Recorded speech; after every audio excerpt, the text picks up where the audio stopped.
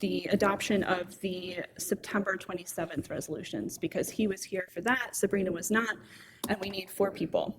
So just so that everyone knows, we today do not have a court reporter, so we are going to need to make a very good recording, which means that you're going to have to talk into the microphone if you're going to speak to each other. We need to make a really good recording of this meeting via video. So I'm going to be even more annoying than I normally am about making sure that, and I'm going to make a second announcement when it's time for the actual docket, but we need to make sure that you're speaking into the microphone, that the microphone is turned on. It should be green, glowing green if it's turned on, that you state your name, your full name, and that you identify what you're here to talk about. So, and obviously that applies to board members as well. I have a follow-up question about swearing parties in. Yeah. Do you want me to do it? Well, I think the chair could do it, or if the chair wants to delegate it to one of your fellow board members or to me, we could. You gonna play judge? You can do that. Sure, I'll pretend to be a judge. Sure. Okay. Okay, great. Or a bailiff, Hereby really, in this delegate case, a swearing bailiff. in to Sabrina. board member. Great. Okay, so let's so that we can get Frank off of the phone here, why don't we take it slightly out of order and do the draft resolution adoption first? Excuse me. So this is a set of resolutions, like I said, from September 27th, 2022, and I'll go through them quickly so that we know which ones we're talking about. So it would be 2020, it starts with 912 Newington Avenue, 2022-264. This is a case where it was a request to use the property as 3 dwelling units. It was an existing 2 dwelling unit multifamily. He was requesting to add a 3rd, and there was opposition in that matter. And the applicant didn't really give us any information about the variance standards, including anything unique or a hardship of any kind. So the board denied that application. That's the first one. The second one is 1616 West Franklin, 2022-316. This one was a residential conversion in a residential zoning district, and so the board found that it did not have the authority to grant a conversion from single-family dwelling to multifamily dwelling. The third one is 3818 Roland Avenue, 2022-325. This was, we're familiar with this address at this point. This was a request for a minimum lot area variance and an off-street parking variance at 3818 Roland Avenue. The board ended up approving the minimum lot area variance and approving a 3-space parking variance instead of the 5 that was requested at this address, in which case they'll have to find space for those other parking spaces off-site according to the requirements of the code. Then we have 2907 O'Donnell Street, 2022-272. This was a request to add live entertainment to an existing tavern. It was heard together with 2901 O'Donnell Street, appeal number 2022-281, which was the same request to add live entertainment to an existing tavern. And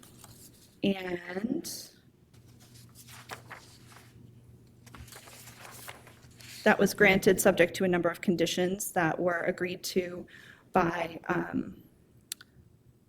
the appellant and by the community association. And then there were a couple of planning department suggested conditions that were included as well. The last one was the Cat Cafe, 101 West Cross Street, 2022-302. And that was a conditional use request. There was some opposition in that matter as well, and it ended up the board voted to approve it subject to the kennel use being used for cats only, and the kennel use operated only as an accessory to a restaurant use, so it can't be operated independently of the restaurant. And those were all of the resolutions for September 27th. Are there any changes that you'd like to see in any of those resolutions, or would you like to adopt them? I'd like to adopt. with that. Frank, are you there?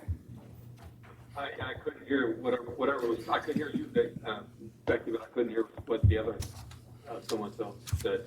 Okay, they all said that they would vote to adopt the resolutions. Okay, I will as well. Great. Frank just said that he also votes to adopt the resolutions, so that is unanimous, 4-0. And Frank, I'm going to go ahead and hang up on you then. Very good, thank you, guys. See you Thanks, later. Frank. Bye. Okay. The next one is, this was a Claiborne resolution. This one was heard all the way back August 24th. It was a special hearing, if you recall that. Jay was here with us for that one, but we don't need her in order to adopt this resolution. So it's 2021-95, August 24th, like I said, and it's the Claiborne project. And I just wanted to draw your attention to the top of page 2. I did add in a paragraph since I sent this to you last night. So I added in a little bit more about the opposition and what they said during the hearing in the facts section at the beginning. But other than that, it's the same. So this is a residential care facility conditional use as well as a maximum height variance. And obviously those were, as you all recall, those were both approved by the board. Any suggested amendments to that one? No, I vote to adopt. Okay. Same. I'm fine with voting for it. I also moved, approve this one. Okay, that was 4-0. Approve that one. So let's move on to the reconsideration request that's before you. You have a copy of the reconsideration request as well as a response to it, and I think you have as well the response to the response. So you have 3 kind of documents in front of you. Let me pull that up really quick, hold on. Essentially, the reconsideration request boils down to an argument that the board, that the appellant did not submit a request for a maximum lot area variance for this zoning district, and that because of this, the board did not grant a maximum lot area variance, and that would be required for this project. And then you have the response to that in front of you. Sorry, I'm still pulling it up.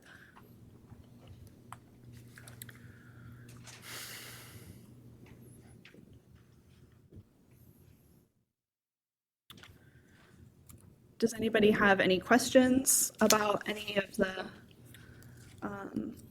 filings here? I don't.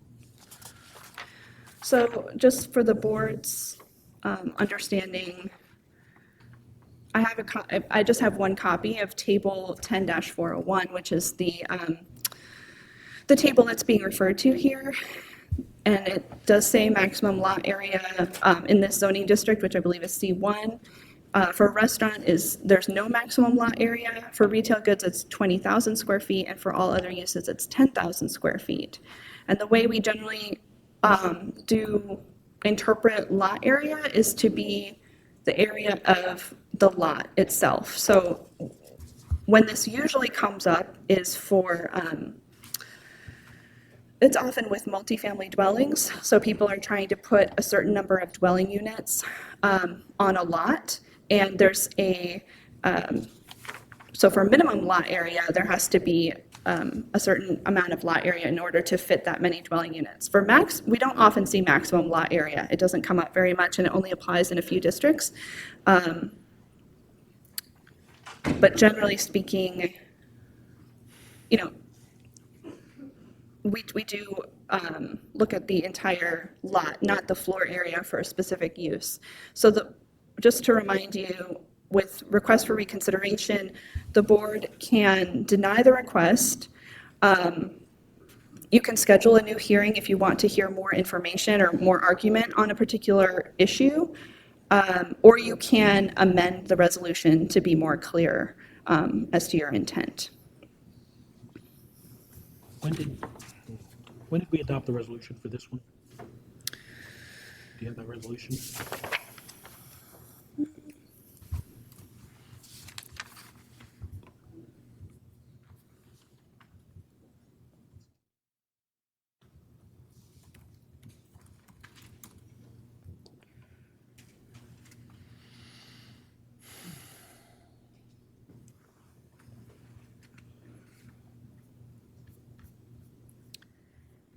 It is dated October 11th, but it was not sent to Miss Floyd for a week after that.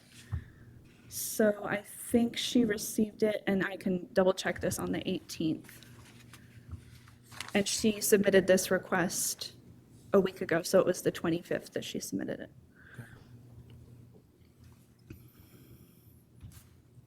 So it's within the 10 days of when she received it. All right.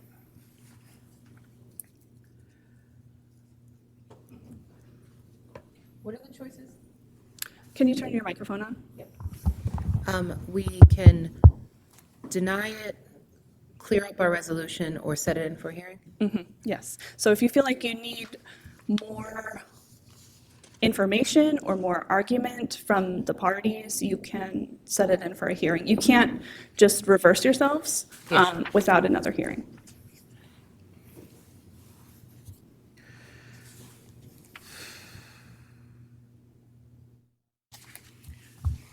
In an abundance of clarity, I'm inclined for a hearing.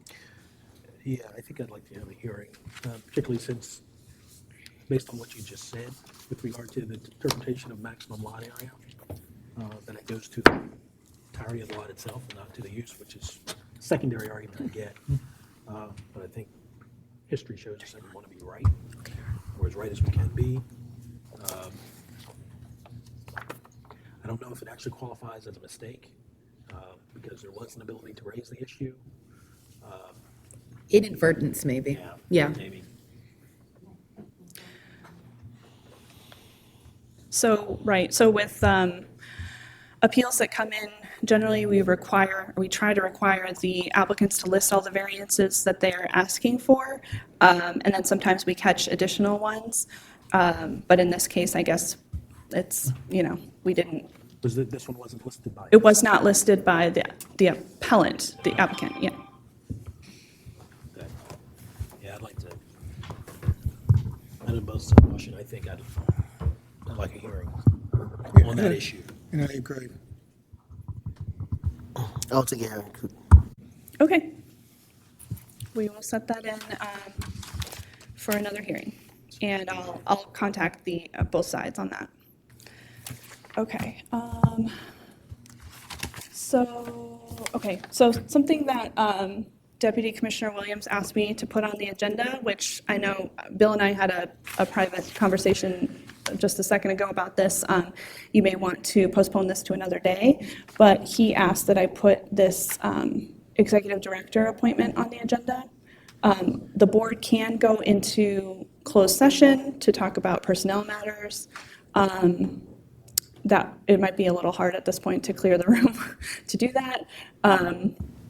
Or you can, if you would like to wait on this and not rush it, you can, and we can get more information from Justin about this, but you can postpone it to the 22nd if you'd rather do that. Yeah, I'd like to make a motion that we postpone it to our next meeting and also that we consider it in a closed session. Okay. Agreed. I agree, you second that, and I would vote to postpone it as well. Okay. I'm a yes. Great. I think that's everything from our general meeting docket, except that I'll go through the docket really quickly.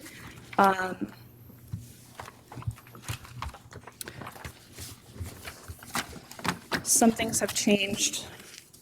There are some cases that have opposition that are not in my memo, so, okay. So the first three are on the regular docket. So 2022-252, 2022-314, 2022-338 are all on the regular docket. 2022-354, I believe, is on consent. 2022-360, there was a request for postponement last week. So that one, I believe, is rescheduled for December 6th.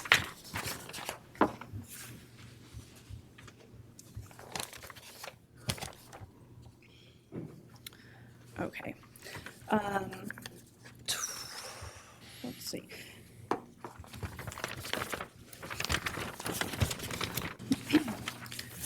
Twenty 371 is on consent.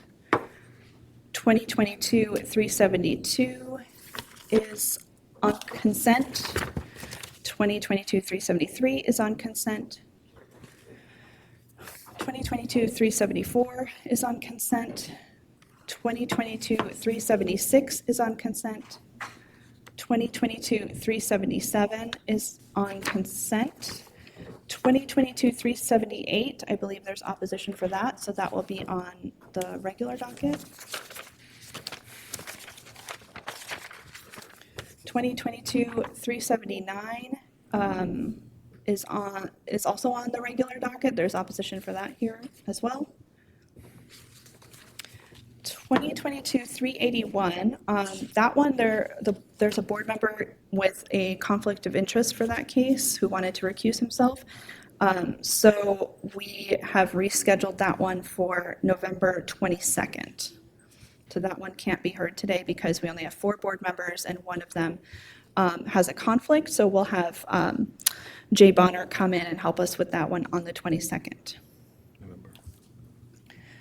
2022-358, sorry, 85, 385 is on consent. 2022-386 is on regular docket. There's opposition for that, I believe. 2022-388 is on consent. And 2022-395 is on consent.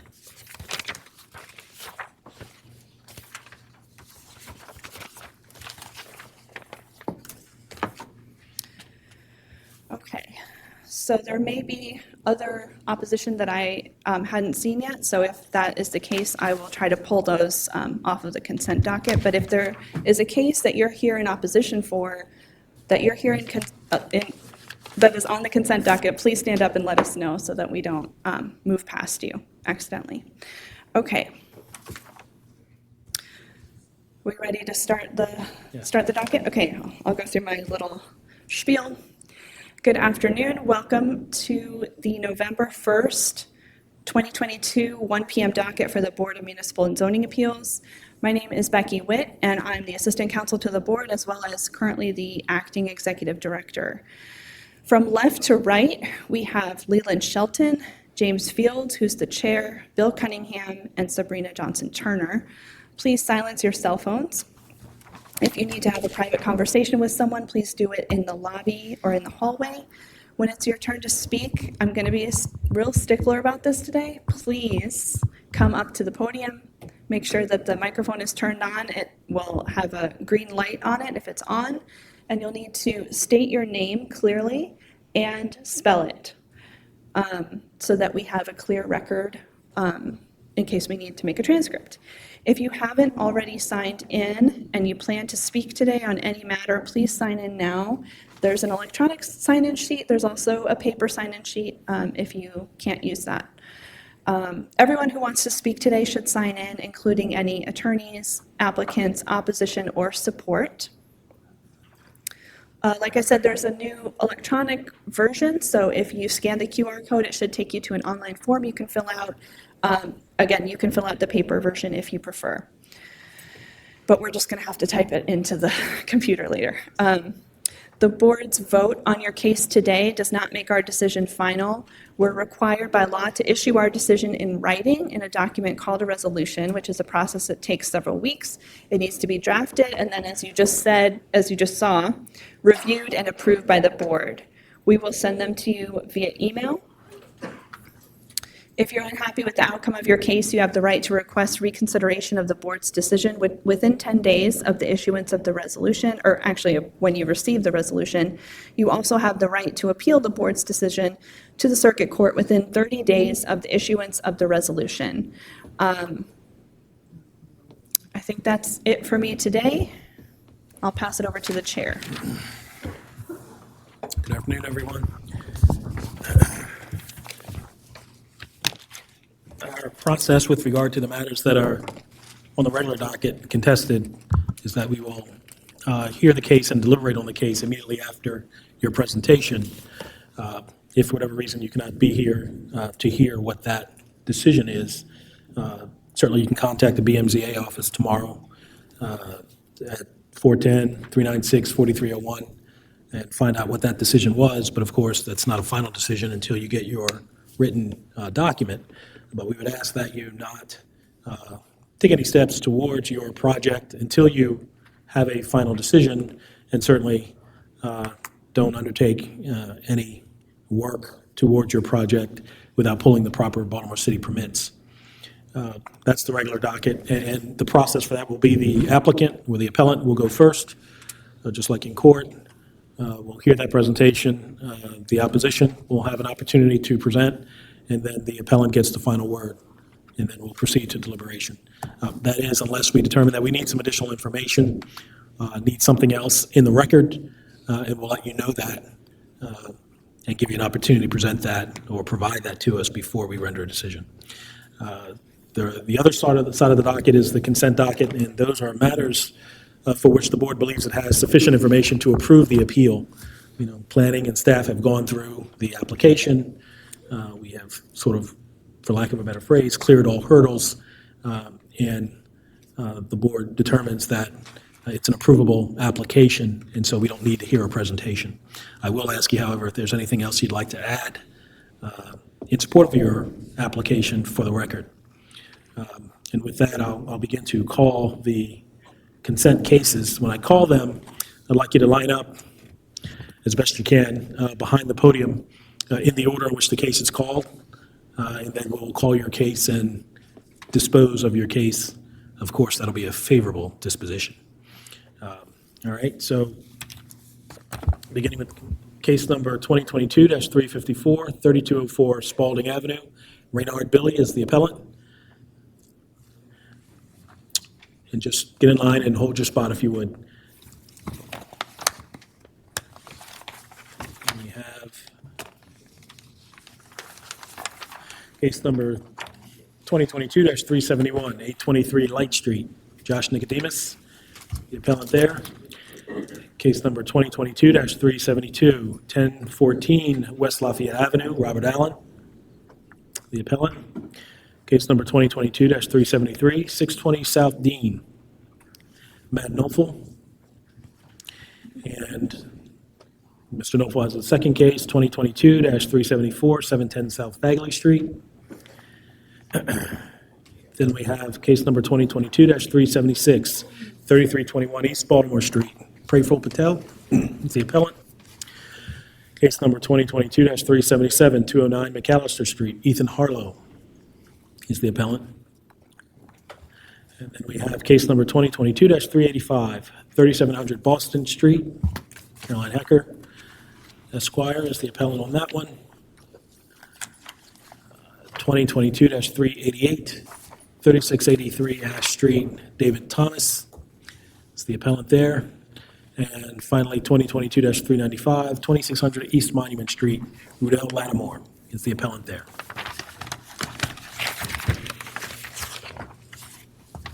All right, everyone who's going to testify, please raise your right hand. Do you all swear or affirm under the penalties of perjury that the testimony you're about to give will be the truth, the whole truth, and nothing but the truth? Yes, I do. Thank you. When you come up to the mic, make sure you state your name and then spell it also for the record that we're definitely recording. Okay. Okay. All right, case number 2022-354, 3204 Spalding Avenue. Raynard Billy, Yes. is that you, sir? Yes, sir. Okay. and that's R-A-Y-N-A-R-D, Billy, B-I-L-L-Y, correct? Yes. All right. This is a request to use the premises as a clinic for drug treatment program, is that correct? Yes, sir. All right. I'll hear from staff and planning. So this is a conditional use being requested for a healthcare clinic. Everybody know And just about for that? the board's reference, there's no parking requirements in this zoning district, so there's no off-street parking variance needed for this use. Okay. Martin French for the Baltimore City Planning Department, Martinfrench. Planning Department has reviewed this application, noted that this property is in the Park Heights Urban Renewal Plan area, that our renewal plan does not prohibit or restrict the proposed use. The department has no further comment on this application. Thank you. Mr. Billy, is there anything you'd like to add to your application today, sir? No. If you have any questions, if anything you need to know, I'm here to tell you. I'm just want to just make a change in the Park Heights community. We've been there. My father been there for 50 years. He used to be a dry cleaners. He passed away, and I just want to continue to work in the community, opening up a program. All right, sir. Thank you. If there's nothing further from the board having heard your appeal, we believe we have sufficient information to approve your appeal. Thank you. Okay, thank you. Case number 2022-371, 823 Light Street. Mr. Nicodemus, Yes, sir. how are you? Great, thanks. How are you? Good. This matter involves a renovation of the interior for 3 dwelling units. Is that correct? Correct. All right. I'll hear from staff and planning. Okay, I think there's a typo in the memo that I gave you, so if it's for 3 dwelling units. So this is a request to convert a single-family dwelling to a multifamily dwelling with 3 dwelling units. Normally, the board has heard me say 1,000 times that this is not allowed. However, it is allowed in very specific zoning districts, so it's allowed in a commercial zoning district. It just happens that there aren't very many single-family dwellings located in commercial zoning districts, so you very rarely see this come before you. So this is allowed. The board can prove it. However, they are here for 2 variances. One to off-street parking. 2 spaces would be required to add 2 units to this existing single-family dwelling, and 1 to the gross floor area requirement of the code. 750 square feet is required for each of the 2 one-bedroom units that are being added, and you can see the variances listed there. So proposed is 590 and 550, so it'd be 160 and 200 square foot variance being requested. Planning Department has reviewed this application, noted that this property is located in the Federal Hill Historic District, also in the Chesapeake Bay Critical Area. The applicant received an authorization to proceed for alterations to the building from the Commission for Historical and Architectural Preservation on October 18th, 2022.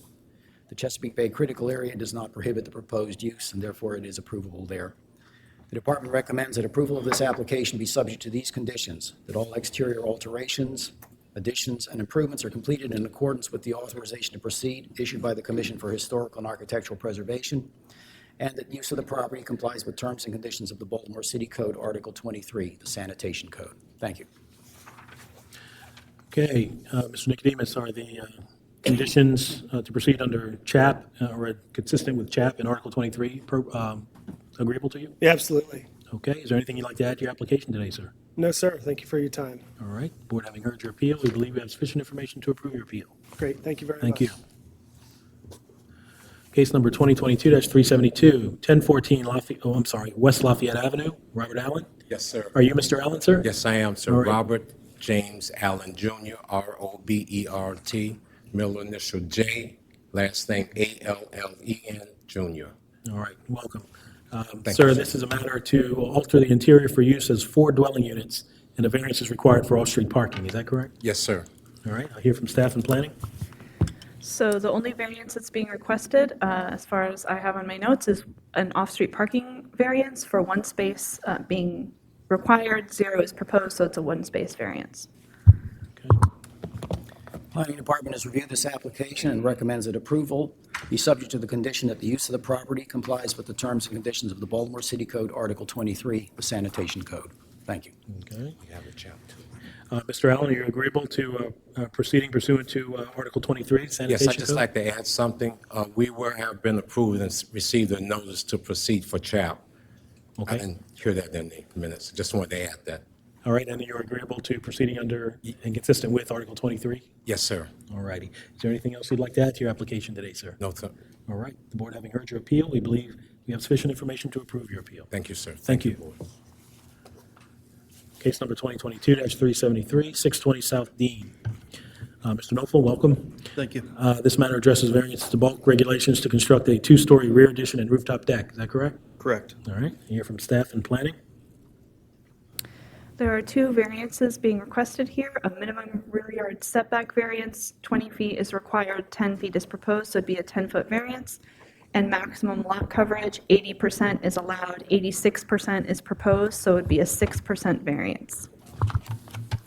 The planning department has no comment on this application. Thank you. All right. Mr. Knopfel, is there anything you'd like to add to your application today? No, there's not. All right. The board having heard your appeal, we believe you have sufficient information to approve your appeal. Thank you. All right. I think you're welcome. Stay there. We have case number 2022-374, 710 South Fagley Street. Is that pronounced Fagley or Fagley? Vaguely. Fagley, got it. This matter addresses variances to bulk regulations to construct a two-story rear addition and rooftop deck, correct? Yes. All right. I'll hear from staff and planning. I believe these are the exact same variances, so minimum rear yard setback, 20 feet required, 10 is proposed, so it's a 10-foot variance. And maximum lot coverage, 80% is allowed, 86% proposed, so it'd be a 6% variance. The planning department has no comment on this application. Thank you. All right. And same as the last one, is there anything you'd like to add to your application today, sir? No, there's not. All right. The board having heard your appeal, we believe we have sufficient information to approve your appeal. Thank you. Have a good day. Take care. Case number 2022-376, 3321 East Baltimore Street. Mr. Praful Patel, welcome, sir. This matter addresses variance to bulk regulations to construct a two-story rear addition with deck at the second floor rear. Is that correct? Yep. I'll hear from staff and planning. Okay, so it's a minimum rear yard setback, 20 feet required, 15 feet 8 inches is proposed, so it'd be a 4-foot 4-inch variance requested. And the planning department has no comment on this application. Thank you. Mr. Patel, is there anything you'd like to add to your application today, sir? Would you like to add anything to your application? Application? Would you like to add anything to your No. application? Okay. The board having heard your appeal, we believe we have sufficient information to approve your appeal. Thank you. Thank you, sir. Case number 2022-377, 209 McAllister Street. Ethan Harlow? Yes, Is sir. that you, sir? Yes. All right. And Ethan, E-T-H-A-N, Harlow, H-A-R-L-O-W, correct? E-T-H-A-N, yes. All right. That's my son's name. I can't forget that. All right. Great name. Awesome name. This is a request to use the entire premises as an art studio / office and retail for art accessories. Is that correct? Correct. All right. I'll hear from staff and planning. So this is a conditional use request, neighborhood commercial establishment, art studio, office, and retail. Those are all allowed under the neighborhood commercial establishment category. The last use of the property is as a motor vehicle service and repair, and it has a substantial history of commercial use, mostly auto repair related. The planning department has reviewed this application. The planning department is fully supportive and recommends approval. Thank you. Thank you, Mr. French. Mr. Harlow, is there anything you'd like to add to your application today, sir? No, thank you, sir. All right. The board having heard your appeal, we believe we have sufficient information to approve your appeal. Thank you very All much. right. Good luck to you. Thank you. Okay. Case number 2022-385, 3700 Boston Street. Ms. Hecker, welcome. Good afternoon. All right. This seeks to consolidate 3600 through 3700 Boston Street, 1331 Conklin Street, which is block 6498A, lots 003A, 004, 012B, and 012D, and to redevelop the properties for 400 multifamily dwelling units, and height variance is required. Is that correct? That's correct. Okay. I'll hear from staff and planning. Okay, so the variance that we have before us is maximum height, 60 feet is allowed, 84 feet is proposed, so it'd be a 24-foot variance. And I'll let Ms. Hecker go into maybe a quick version of the reason why that's required, but this property is many lots consolidated together. It's located partially inside and partially outside a PUD.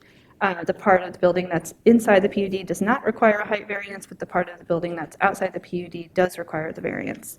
And I'll let Mr. French give his report. Thank you. As noted by your staff, a portion of this property is in the Brewers Hill Planned Unit Development area. That planned unit development allows this type of development that's proposed here. It does allow a height of up to 257 feet. So obviously, the applicant is asking for considerably less than that. However, the rest of the property not being in the PUD does need to have the variance approved. The department also notes that this property was created by means of subdivision, and therefore, the final form of this development is going to be subject to approval by the Planning Commission for consistency with the subdivision plan and development plan for this property. Thank you. Thank you, Mr. French. Ms. Hecker, is there anything you'd like to add for this super skyscraper PUD development? It's not a super skyscraper. My colleague Drew Tilden handed up a folder full of exhibits that I'd like to have to supplement the record. There, included in that is a copy of the Brewers Hill PUD, which shows the boundaries of the PUD and the portion of the project that's not within the PUD, that's subject to the underlying C2 zoning, which has the 60-foot height limit. As Ms. Wood indicated, we're proposing an 84-foot tall building, so it's a 24-foot variance, but that is considerably less than the PUD would allow. And the fact that the property is located sort of partially in and partially out of the PUD does make it unique and creates the practical difficulty that justifies the variance. There is also a letter of support signed jointly by the Brewers Hill neighbors and the Canton Community Association in the file as well. Okay, very well. Any questions from the board? No. All right. Anything else you'd like to add, Ms. Hecker? No, thank you. Okay, well, the board, having heard your appeal, we believe has sufficient information to approve your appeal. Thank you very much. Thank you.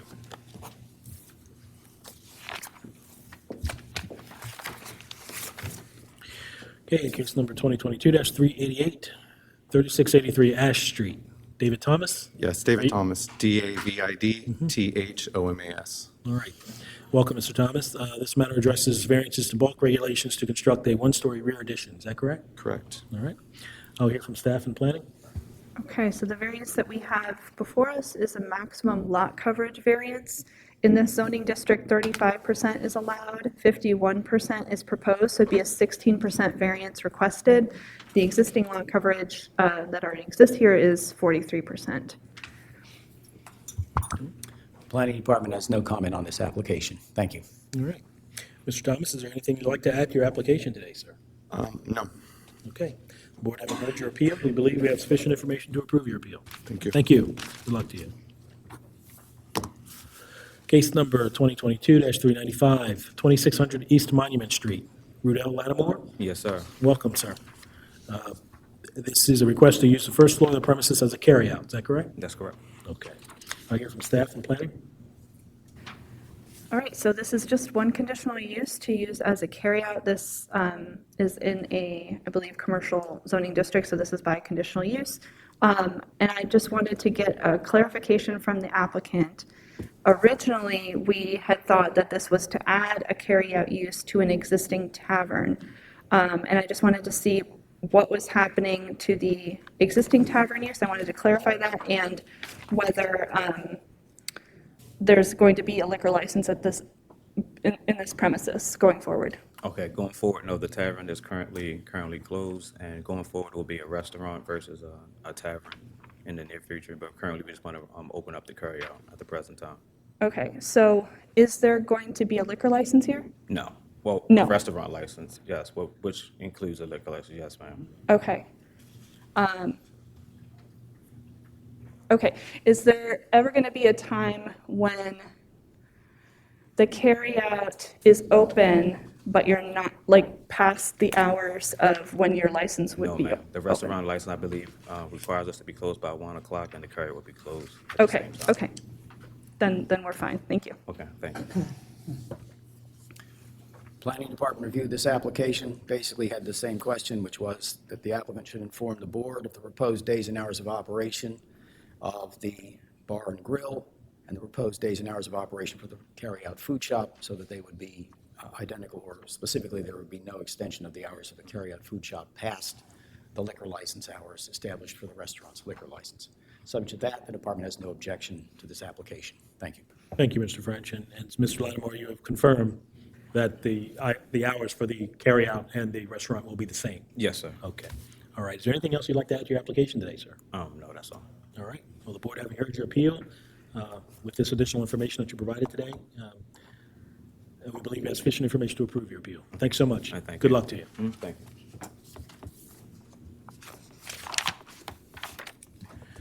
Okay, turn our attention to the regular docket this time. Calling case number 2022-252, 2245 McElderry Street. Amy Associates is the appellant. I noticed that Mr. Berry just stepped out. Okay. He's back. Good afternoon, Apologize. Mr. Berry. Apologize. Again, 2022-252, I'm sorry. Yeah, let's call this and then we'll get everybody up and swear you all in. This is to consolidate lots and to construct a multifamily dwelling consisting of 10 units. Variance required for off-street parking, correct? That's correct. All right. We have opposition in the audience today. If you're going to testify, please step forward and raise your right hand. Do you all swear or affirm under the penalties of perjury that the testimony you're about to give will be the truth, the whole truth, and nothing but the truth? I do. Will you both state your names for the record? Yes, Alfred W. Barry, AB Associates. Cynthia Gross, do you need me to spell that? Is it conventionally spelled? Gross. There we go. Okay, I'll hear from staff and planning. Okay, so the project is to construct a new three-story multifamily dwelling. There are 4 variances being requested. One is minimum lot area. One is rear yard setback, interior side yard setback, and off-street parking. So there's variances to bulk regulations and to the off-street parking. The minimum lot area, 7,500 square feet required, 5,476 square feet exists, so it'd be a 2,024 square foot variance requested. Rear yard setback, 25 feet is required, 3 feet is proposed, so it'd be a 22-foot variance. Interior side yard, 10 feet is required, 5 feet is proposed, so it'd be a 5-foot variance. And off-street parking, 10 spaces are required for 10 dwelling units, 0 are proposed, so it'd be a 10-space variance requested. This case was scheduled 3 weeks ago. This was the one that had the defaced and pulled down sign. So we've rescheduled it for today. And obviously there's community opposition in the file. You should have that in your the packets that you have, mostly relating to, and I'll let Ms. Gross kind of get into the details. They think it's too many units, lack of parking, safety issues, meaning that there might not be enough access to the neighbors' rear yards in cases of emergency, and lack of privacy for the neighbors in the adjoining row houses because the proposed apartments will have balconies and will be quite close to the lot line. And I'll leave it there. Planning Department has reviewed this application, notes that this property to be assembled includes one building that will be torn down and a couple of lots that are basically vacant at the present time. The issue that the Planning Department was most concerned about was that there would be no off-street parking provided for the 10 dwelling units that are proposed. However, the applicant can speak to that. This is an area that is an historic district. The East Monument is National Register Historic District, and therefore there may not be an opportunity to provide off-street parking. The property also needs to be reviewed for compliance with the design manual and the development manual, and the department therefore has no objection to the application, but notes that the design of the proposed multifamily structure and its grounds needs to be reviewed for compliance with the design manual and the landscape manual. The department also recommends that approval of the application be subject to the conditions. The development of the consolidated lots is completed in accordance with building plans and landscaping plans approved by the Department of Planning, and that the use of the property complies with terms and conditions of the Baltimore City Code, Article 23, which is the sanitation code. Thank you.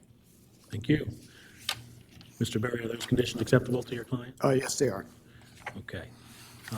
Tell us about the project and specifically, if you could, I understand there's going to be a demolition of the existing buildings, correct? And so we want to include so you're starting from scratch in terms of the build. Certainly why the variances are necessary, and what is the uniqueness that leads to practical difficulty if the code is enforced. Sure. Thank you, Mr. Fields. Al Barry, AB Associates for the developer, and just passing out a package of material that shows some of the conditions of the property.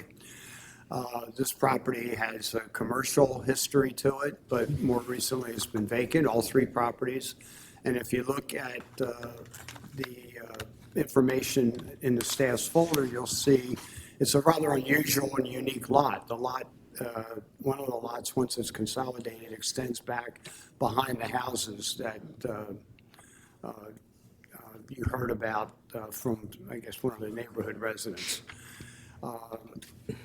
The proposal is to tear down the existing structure, consolidate the properties, and build 10 multifamily units. The uniqueness of the property determines a unique shape for the site, which is going to, by necessity, have any units back up to a portion of the houses that are on the side street. So we would argue, and have argued that will argue that the property itself and this proposal is consistent with the city, with the two master plans that were done for this area and are in your package. Specifically, there was a Monument, McElderry, and Fayette area plan of 2006 that included a housing strategy that basically looked for scattered site rehabilitation of multifamily buildings in this immediate neighborhood. And so this property has been derelict for a long time. Developer wants to build what is a consistent property. This is a few blocks just to the east of the Hopkins Hospital complex. And there's a lot of building going on for the hospitals, a lot of rehabilitation going on near the Northeast Market. Parking has been raised as an example. We showed you some pictures that were taken just randomly during the day. In our opinion, there is no parking issue for this property whatsoever. But we have, even though we've asked for the variance, we have contacted a parking authority who has agreed to lease 5 spaces to the developer if they're ever needed. So we think that should be taken into account by the board's granting the variance for this property. You say there's no parking issue whatsoever. Well, there's no way to put parking on the site and put a building up. So you can put parking on the whole site, not have a building, have a building. And there's plenty of parking in the immediate community if you look at the information I gave you. There was another plan in 2017 East Baltimore Revitalization Project done by the Southern Baptist Church in near St. Gross, looked at one of the best ways to renovate East Baltimore is to increase population density. Take these infill properties and put in new housing rather than just let them sit there. So I would like to hear what the neighborhood says about this. We've reached out to them early on. But we think that there's sufficient evidence for the board to approve the variance for the density, which goes from a permitted units of 7 up to 10, so that's not a substantial increase, to approve the parking variance based on the availability of parking in the area, both street parking and off-street parking, as well as the city's ability to lease spaces if any of the tenants need them. I would argue that in an area like this with new housing, many people may not need a car because of public transportation. They work at the Hopkins complex, about 15 or 16,000 people, jobs there. With that, I'll wait till the community says. Mr. Barry, I have a question for you. Those 5 spots that you talked to the city about, where are they? How far are they from the property? About a block away. And on what street? Like where? It's on McElderry, and let's see, I think we have a map. Let's see if I put that in there. If you look at the information, I gave you an area map that shows the subject property. Sure. Which is right across from the middle school. Yes. The city parking lot is a block away, So it's, next to the Northeast Market. is it like towards the Hopkins building? Like It's headed, toward Hopkins, yeah, headed west? Okay. It's just a flat lot. I think I'm looking at it on Google, which is why I'm to asking. the west. Yeah, okay, gotcha. Thank you. Any other questions for Mr. Berry at this point? Okay. Okay. Thank you, Mr. Berry. We'll hear from you again at the end. Ms. Gross? Yes. Hi, so my name is Cynthia Gross, and I'm here as the president of the Care Community Association, and I'm also a property owner at 517 North Madeira Street. Not Mr. Berry, but the development team actually came to a community association meeting. We took a little bit of time getting them in, so we appreciate their patience. And at that meeting, we asked several questions. The first question we asked, well, not the first question, but one of the last questions we asked was, why here? And why a 10-unit building? Because a lot of people at the meeting felt 10 units was too much. They weren't necessarily opposed to a multi-family dwelling. They felt 10 individual units was too much for the space. And as I look at this now, I see multiple variances. So to me, a novice, if you have to have so many variances, it doesn't fit in the space naturally. The developer, who was a gentleman out of Philadelphia, informed us that the reason why he was building 10 units was all economic. He told us there were a lot of programs, and he had to recoup his profit and different things like that. So it was nothing about the character of the neighborhood. It was purely economic by which he was doing this. He would have, and I have it on tape, built 2 residential units and kept the warehouse if the warehouse, in his mind, was something that he could still keep. But because it was in such bad condition and he had to knock it down, then to recoup his profit or whatever he was going to put into it, he decided on the 10 units. So I'm not sure what Mr. Berry put in as far as parking, but that area is residential parking. So, and it was made residential parking because of the parking conditions, because of Northeast Market, because of the school, because of the VFW, because of the church. So at sometimes there may be open parking. That's because people don't have permits to park there. But there was a reason for the permit parking. And from his team, I was told that because of the 10 units, none of his units or his people will qualify for permit parking. So they will have to go off-site and they will have to go into other blocks of the neighborhood to park their vehicles, which now creates another burden on other blocks in the neighborhood. So not just where he is in the 2200 block of McElderry Street. The neighbors felt as far as safety, it is kind of a interesting space.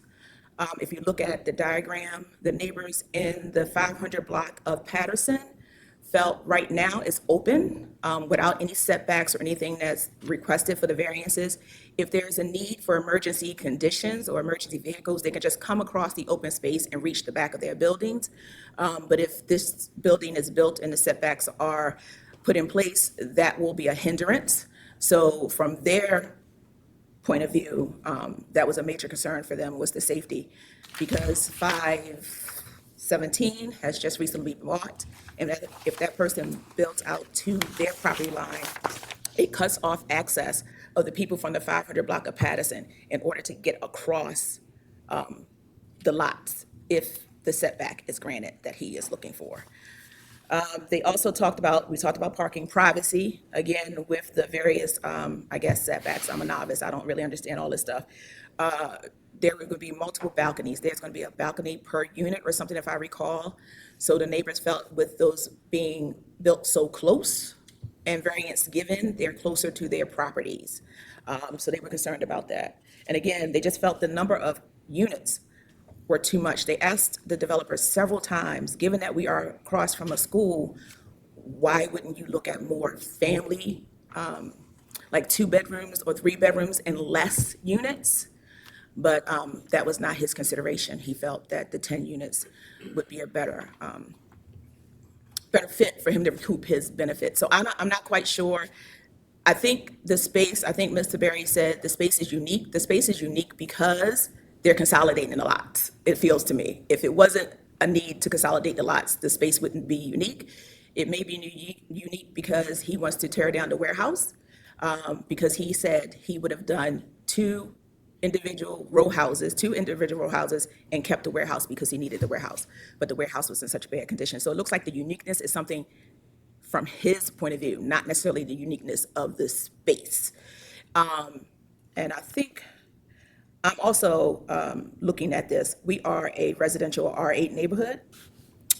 And I'm just looking at this. It looks like from all the variances that they are maybe trying to fit a multifamily unit that would be an R9 or R10 into an R8 space. And with all of the revitalization plans, keeping the integrity of the neighborhood was really, really important to us as far as R8. Okay. All right. Any questions for Ms. Gross? No. All right. Mr. Berry? As Ms. Gross testified to, part of the area is residential permanent parking, not everywhere. And she's right, the developer and the tenants are not eligible for permanent parking passes. So that's one reason why we reached out to the parking authority to see if there would be spaces available nearby, and there are. I would say that the one consideration of this, although it's not the primary consideration, that the developer looked at 10-unit project as opposed to something less, had to do with the fact that the city has a multifamily or a high-performance tax credit for apartment buildings of 10 units or more. That was a program that used to be for more units, primarily downtown. Neighborhoods all through the city decided to say, why can't we take advantage of this type of tax credit to lower prices to renters? So it's an affordability for the new tenants. Certainly, getting to 10 units at least qualifies them for that credit, but that's not the primary consideration. You've got a derelict garage or commercial building. You can see on that the site's been vacant. The master plans by the community call for infill development of multifamily. It's a unique site that goes behind some houses on Patterson Park Avenue. And one of the setbacks does come because of the jog close to that one lot line, whereas the main lot line, which is the rear of the longer side, we're within the setback. So if you look at that combination of the shape of the consolidated property and the layout, we believe that it meets the uniqueness standard. We believe that it's consistent with the community zone master plan. There's no place to put parking on the site because there's no access to it from the rear. Frankly, you'd have to have parking which would be in the front of the building, which would not be consistent with the design standards that the planning department wants us to do. And we would like to continue to work with the neighborhood if on the elaboration of the design, which we're certainly willing to do, if the balconies are designed to give some outdoor space to some of the units. We think that's a desirability feature. Maybe there's a way that they could be screened in some way or not look into the windows. But again, it's not a large density increase. It's going from 7 to 10. And the parking variance is for 5 spaces. We believe that the board could approve that.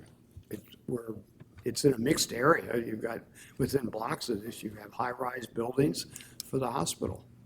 You got high-rise garages nearby. There's vacant land here, and we think that infill development, unfortunately, demands these types of variances considerations by the board. Mr. Berry, can you just tell us a little bit more what the city means by infill development? Infill development is where you have large numbers of vacant properties that could be renovated for new residential, commercial uses, or you have vacant land. I would consider this a vacant parcel.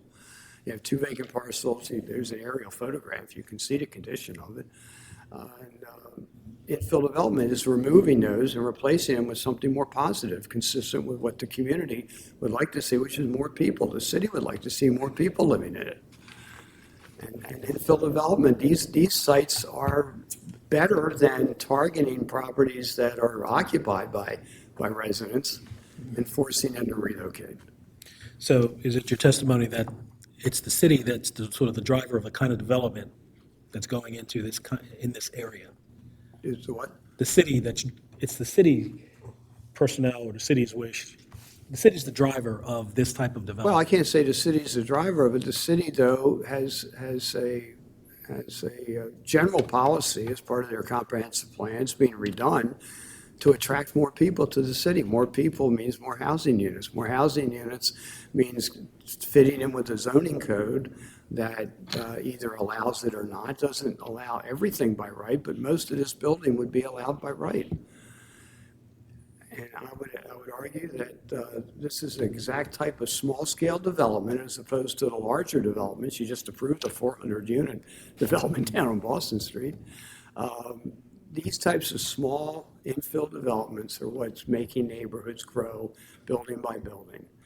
And I think just I would hope the city administration, you already heard the planning department doesn't have any objection to it, from their point of view, would encourage more of these. That was one reason why the tax credit was changed from, I think it started out as 50 units, limited to downtown and the waterfront areas.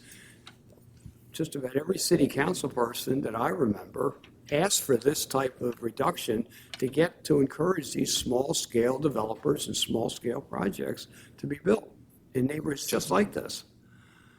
I mean, it goes back 10 years or more, certainly, but in combination, I would think that this is a type of development. I'm sorry the neighborhood isn't happy with it, but as I said, we would continue to meet with them and work with them on the design as we have to do with the planning department. What can you tell us about the issues that were raised with regard to potential safety concerns and access issues? Well, not every piece of vacant land in the city can remain open for people that are nearby or adjacent to it for their use. I mean, this is a derelict property, and I don't know that safety usually is increased in neighborhoods by having more people live there and not having vacant buildings and vacant lots. I think that would be a plus if not to speak for the people that are adjacent to it, but So we you did would not- reach out to them early on. Ms. Gross was very kind in setting up a meeting, and we'll continue to sit down with the residents as we proceed if we get the board's approval to it. Are there, to the extent the project is realized, the concerns, for example, emergency vehicles, access to other properties in the area, that's all satisfied by all the other requirements that you're required to meet, is that correct? The building code will require fire department sign-off, trash removal, all of that is in city codes. And we have to meet that. We're not asking those to be waived at all. And again, this is a 3-story building. It's not a high-rise that you would have perhaps more difficulty reaching for fire safety. Question? The developer that you're representing is the same one that met with Ms. Gross and her group? Yes. Okay. Yeah, he was here at the last meeting, unfortunately, but because of the sign issue, we couldn't be here today. Apologize for that. So it's 7 units by right, correct? But the developer wants to do 10? Yeah. What are the purposes behind the 3 extra units? The 3 extra units? Yeah. Well, one of the purposes, as I stated, it's not the only purpose, was to make it eligible for the tax credit program by the city. And the tax credit program essentially provides a substantial tax reduction for up to 10 years of the project. And that takes into account particularly added costs of the demolition of the existing building.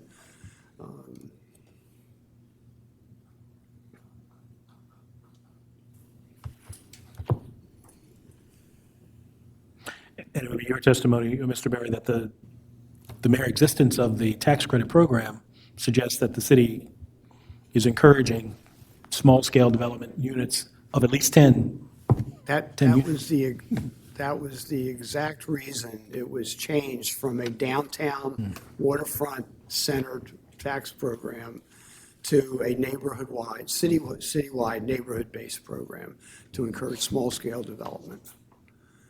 I think that's a positive thing. I don't know if anybody's disagreed with that, other than the finance department that doesn't like the program, but. Okay. All right. Any other questions for Mr. Berry? No. All right. All right. Thank you, folks, for your presentation. Thank you. Appreciate it. And please make sure your microphone is on before you speak during deliberation. Thanks. Okay. Thoughts? Yeah, I think the proposal meets the approval requirements or the guidelines under the code. And more important, it certainly fits in with the city's comprehensive plan, particularly the Monument McElderry Fayette area plan. So there's an ability, it looks like, to lease 5 spaces. I think at a minimum, we want that as a condition to the project, that Yeah, I think so. I think go so. forward.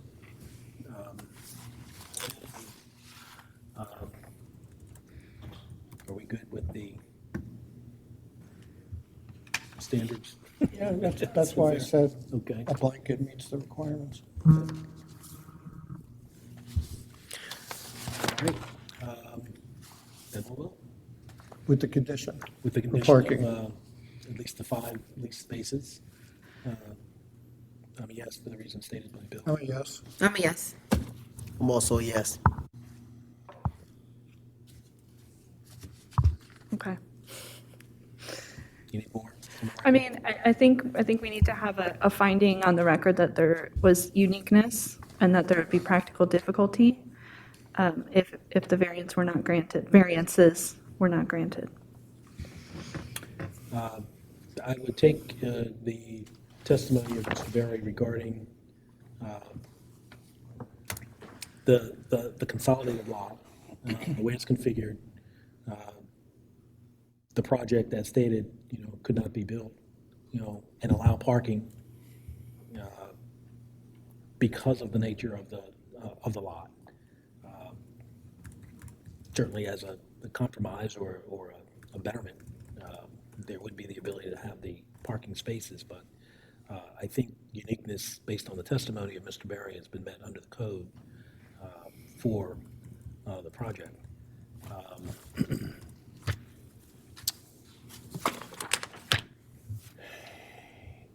The issues raised by the opposition,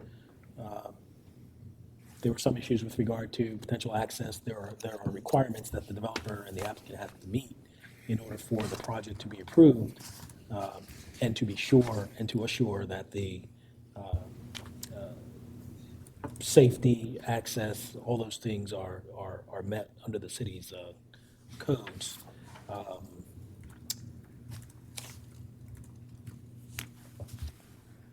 I don't believe there is, what are we doing? Variances, conditional uses here, variances.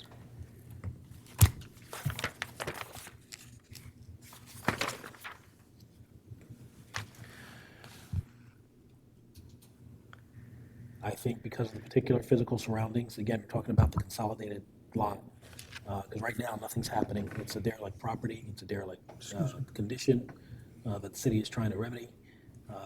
I think there would be an unnecessary hardship or practical difficulty if the strict letter of the applicable requirement were carried out, again, based upon the testimony provided. The hardship, I don't believe, is caused by the code. Again, the code and various other community development plans and city master plans sort of encourage this exactly this type of development in this type of area. I also don't believe that the evidence is that the variance is based exclusively on a desire to increase the value or income of the potential property, or the income potential of the property. I think certainly increased income is a byproduct of almost any development. But there's a reason for that 10-unit minimum tax credit, which is sort of an incentive for development to take place at that scale. That again benefits and responds to the city's master plan, the various community master plans for the type of development that has been determined to be, beneficial to the community. I don't believe the variances will be injurious to the use and enjoyment of other property. There may be smaller, free and open spaces for folks to utilize and take advantage of, but it'll be usable space. It won't be a mass area of derelict property that you can't access at all. And I think it's in harmony, the development's in harmony with the purpose and intent of the city code, city's comprehensive master plan particularly. And I also don't believe the evidence demonstrates that the development would be detrimental to or endanger the public health, safety, or welfare, or be in any way contrary to the public interest. So that's my reading of it. Okay, so the condition then is that you're only giving a 5-space variance then, not a full 10-space variance, and that they would have to find Correct. an off-street parking for the other 5. For 5, and then they would have a variance for the other 5, is what I meant to say. I'm not sure what you just said. Okay. He asked for a 10-space variance. The testimony was they could get 5 spaces through leased parking. So we would make that a condition of the project. So it would be a 5-space variance that I guess he's seeking. And we'd be granting that. Great. All right. Everybody okay with that? Yes. I'm perfectly fine with that. Okay, great. I'd also like to note on page 6, under the contested docket, there was a question raised by the community about the fact that variances and such were not listed on the sign. And we've heard this actually a couple times. And then there's a statement made by Adam Levine, City Solicitor's Office, at the bottom of the page. I think we should look into requiring more information on the posting signs. I think the more information the general public has, the better it is for everybody. I agree, and in this case, the board's rules and the code are not very specific about what is required on the sign, and so that has not been as specific as it could be. So what we're going to be doing in the future is requiring more of the applicants right now. And I think I've heard kind of from the staff that there was during COVID, this kind of push to just like accept anything from the applicants with any level of detail. But a lot of times applications come in and they're not specific about which variances they're asking for. So it makes it hard to create the sign until we've gone through all the analysis. But that's kind of a long explanation to say that is something that we're definitely working on, and we want to make sure that we're improving what's on the sign so that people understand what we're going to be approving. Good, So, and that's something you'll bring to us? That's something you'll bring to us? yes. Okay, thank you. Okay, are we good for this one? Yeah. All right, great. Calling case number 2022-314, 1826 Bank Street. Eden No, the applicant. And do we have anyone here in opposition? Come on up. Actually. While you're all back there, if anyone's going to testify in opposition, well, I can see you. Stand up, face forward, raise your right hand. And Ms. No, you as well. Do you all swear or affirm under the penalties of perjury that the testimony you're about to give will be the truth, the whole truth, and nothing but the truth? So if you guys don't want to crowd her, you can come up one at a time. So I swore you in back there, so, yeah. All right, Ms. No, are you Ms. No? Yes, I am. Okay, welcome. This matter addresses variance to bulk yard regulations related to the construction of a 3-story rear addition. Is that correct? Yes, sir. Okay. I'll hear from staff and planning. Okay, so the variance that is before the board is one, it's a minimum rear yard setback variance. 20 feet is required of the minimum rear yard, 10 feet is being proposed, so it'd be a 10-foot variance requested. There is, if you have in your notes that there's a maximum lot coverage variance too, that's not the case. It's just the minimum rear yard. Just in terms of the board's understanding, the board denied not the exact same request, but a very similar request for this property about a year ago, a little over a year ago. So the board, I think I have a few copies of that resolution if you want to take a look at it. It may not be in your packet.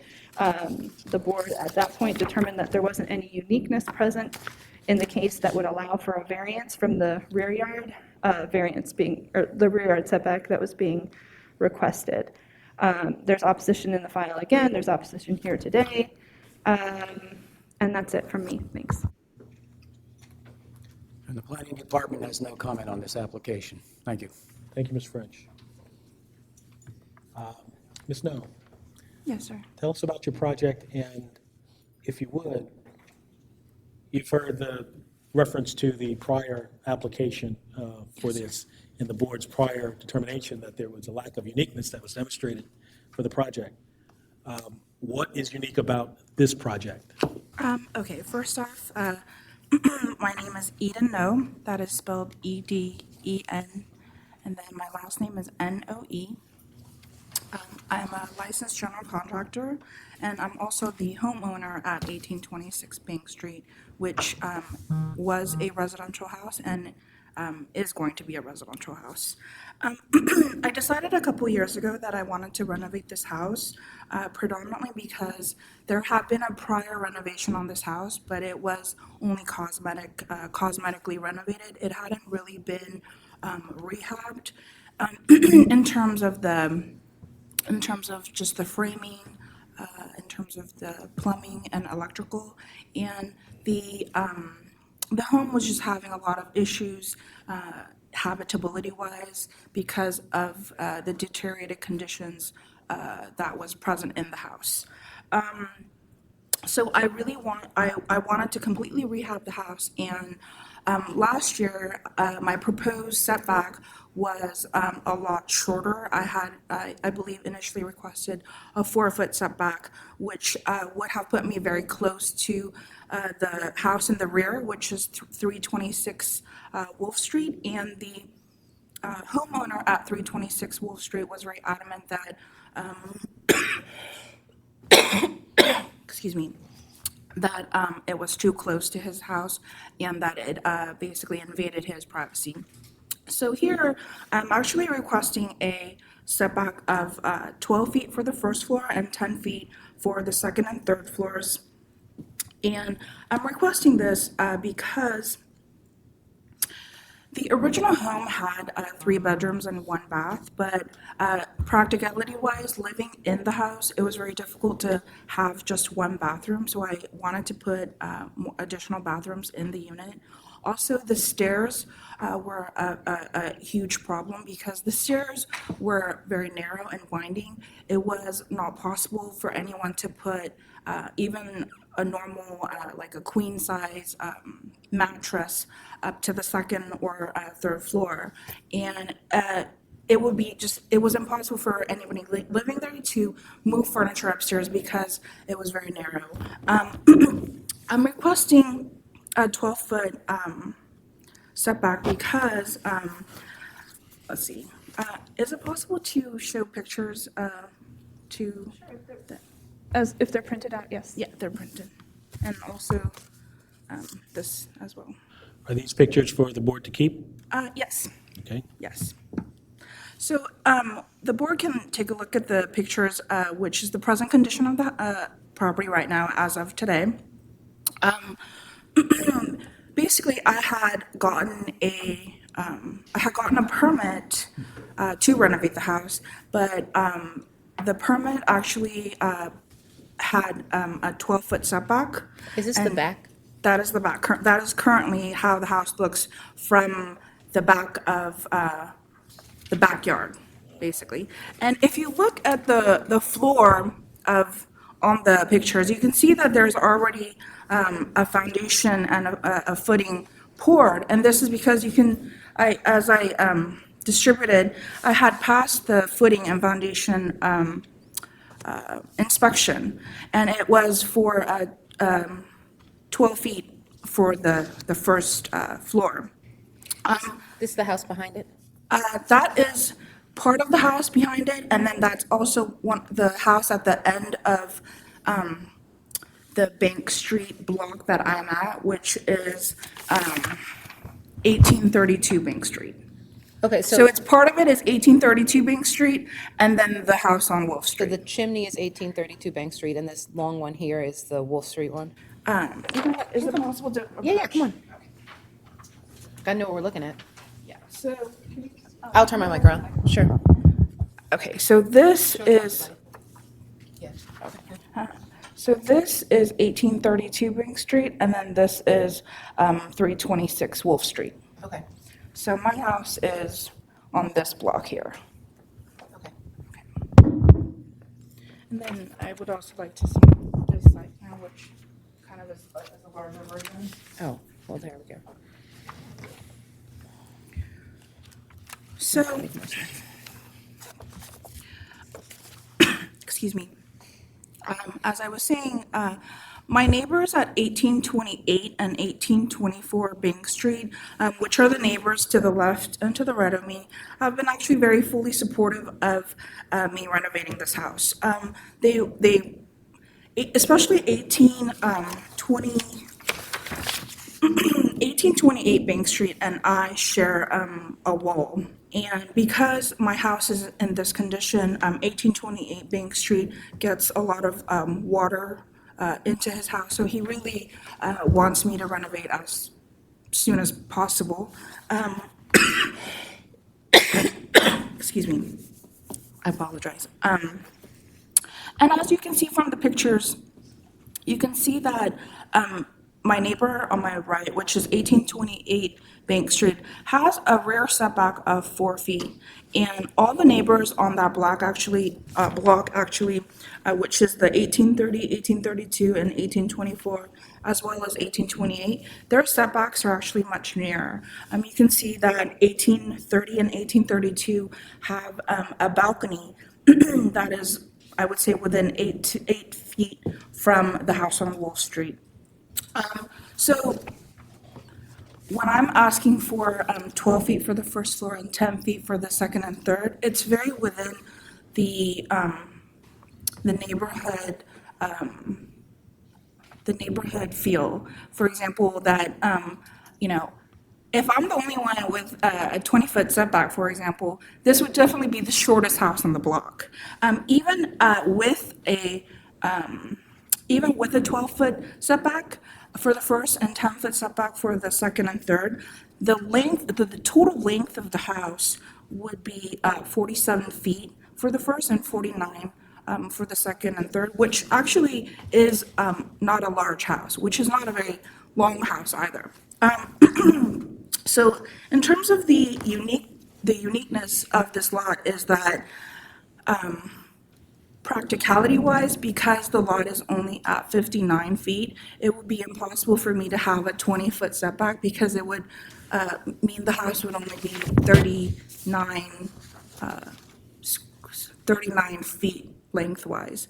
And that would be impossible to put a living room and a kitchen and a bathroom in such a small,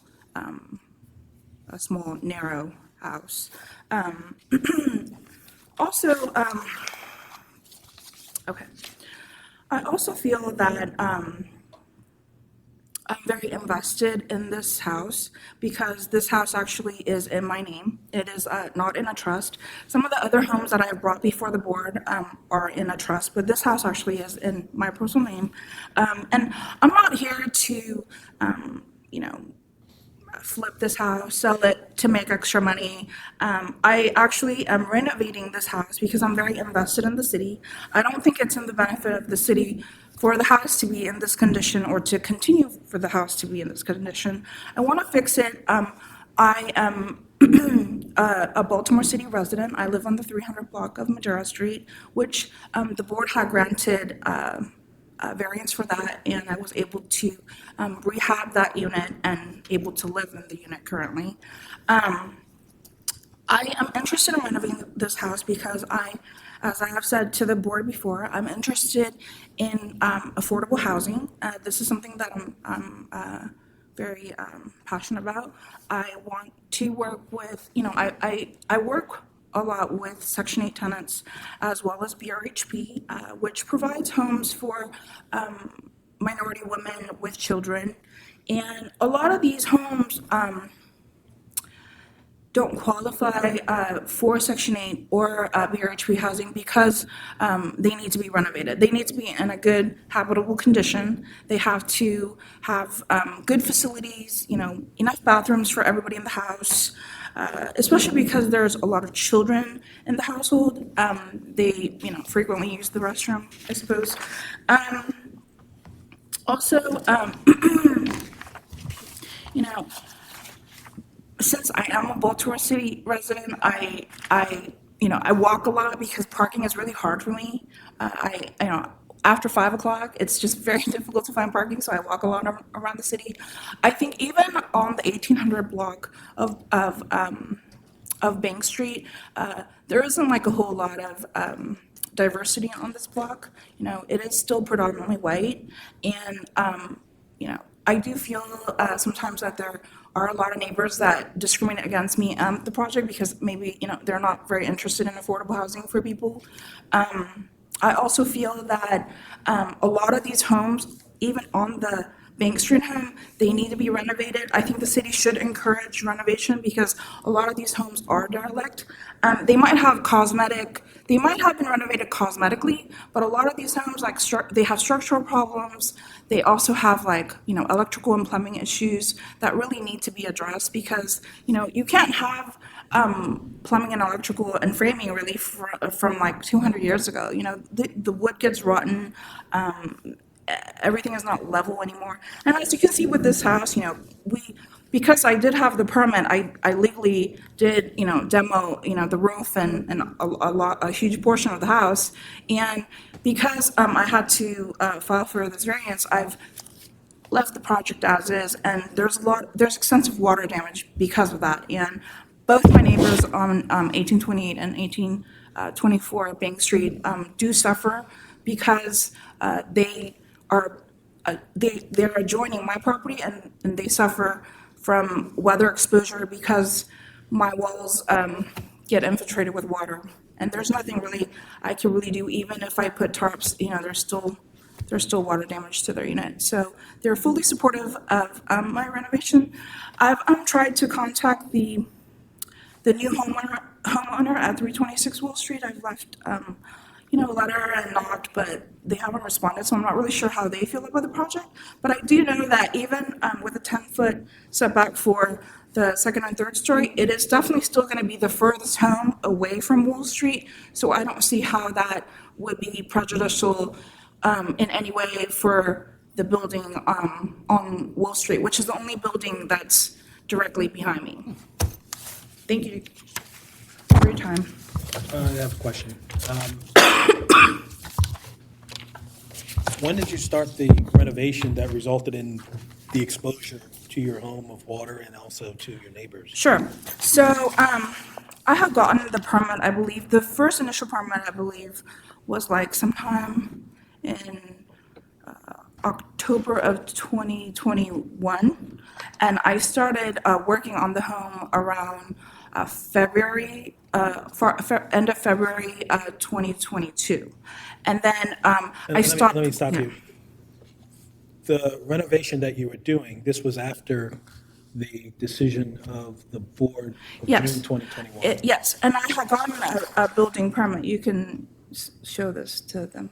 Yeah, so. Your permit was to do something that you weren't doing the things we said not to do in the resolution. Yeah, so it Right. wasn't to that. It was for a setback. So this is where the confusion was. So Initially, when I spoke with Mr. Lee, who is at the zoning department, he had said that I could have a setback. It was very confusing because he had said that I could have a setback of 12 feet. So I had done the drawings and gotten approved, I believe, at 12 feet, which is why you can see from the pictures that the foundation was poured at 12 feet. But then afterwards, they did the previous owner at Wolf Street made a complaint that it was still too close to his house, that it should have been at 15 feet. Somehow, I guess, even though it's 20 feet, you have to subtract certain numbers from the 20, and then it equated to like 15. Because there's some kind of scale to it, like a chart that I don't quite understand. Can our staff translate that for us, please? Or try to? I'm not sure what Mr. Lee works in the zoning administrator's office, so he doesn't work in BMZA office. I can look to see what I can see, but from my perspective, I think 20-foot Does setback Mr. Lee is. have the authority to tell someone that they can have a 12-foot? Well, he's the one who is in charge of issuing permits under the code. So, yeah, he can tell people what they can do, but he can't give exceptions to the code. I'll take a peek and see if I can find what they might be referring to. So the original house had a setback, I believe, that was less than 20 feet. Like, because there was like an original existing house that was about 43 feet long lengthwise. So Which is 4 more than the 39 that would be if you had a 20-foot setback. I guess so, yeah. So Okay. it was originally, so they wouldn't, I guess, practicality wise, like, even if I were to be granted, I guess it couldn't be shorter than the house that was already existing there when I purchased the house. So right now I'm asking for 47 feet for the first floor and then 49 for the second and third. Yeah, which is the setbacks that I had mentioned earlier. I want to go back to my original question. Sure. The renovation that you started post the last board's decision. Yes. Did that contemplate any of what you're asking for now, or that was going to have to be done anyway? You understand what I'm saying? You were seeking some variances that weren't granted, Yes. right? Yes. You then commenced renovations on the house that now has created an issue either for your house and for your neighbor's home. Yes. To what end was that renovation? I mean, in terms of what you're asking for now? So you're basically asking me why am I asking for this variance? No, that's not what I'm asking. I'm asking you, what was your intent when you renovated, When you started the your house? renovation? Oh, I see. So I was just gonna basically keep the house. I wasn't gonna like extend the house beyond what would have been granted without a variance, essentially. Okay, so Yeah. you're going to keep the dimensions as it Yeah, was. and I would have. So the house already had like a second and third. So I would have just kept it as it is, but like it would have had, I think, our larger second and third, because the original house didn't extend all the way back, basically, if that makes sense. Okay, and now that you're in the midst of your renovation, you want to extend the house, you want to enlarge it? Now that I'm in the midst of renovation, since I passed the foundation inspection with the city, I just want to keep it as is. Like, I don't want to have the house longer. I just want to keep it, which is at the 12 foot for the first. Essentially, it would be the 12 foot for the first floor because it's 12 feet from the rear property line. So, yeah, So, and Becky, this is for you. The foundation inspection is completely separate from us, right? So that's how Yeah. she could pass the foundation inspection, but they would have no idea what kind of variances she had been or not awarded, correct? I believe that's correct. Yeah. so When your Yeah. your foundation, the inspection for your foundation Means that someone came in and was like, it's poured correctly, it's shaped correctly, that kind of thing? He actually measured from the rear of the lot line, and the inspector actually said, because my drawings, were approved at 12 feet, that I should pour it at 12 feet. So I was directed. 12-foot setback, right? Yes. What? Who would have approved her drawings for a 12-foot, you don't know? Yeah, so it was No, approved. no, wait, one Yeah. second, one second.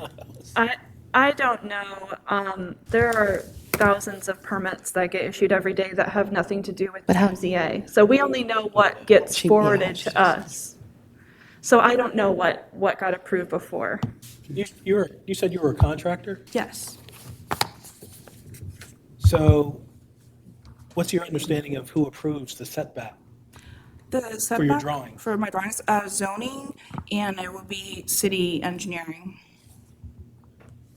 So by zoning, she means the zoning administrator's office. Yeah. Who is Jeff Veal, Charles Lee, the people who issue the permits. Not us. Right. Is she right though? Yeah, so, But if you submit a set of drawings that has a setback that requires a variance to have that setback,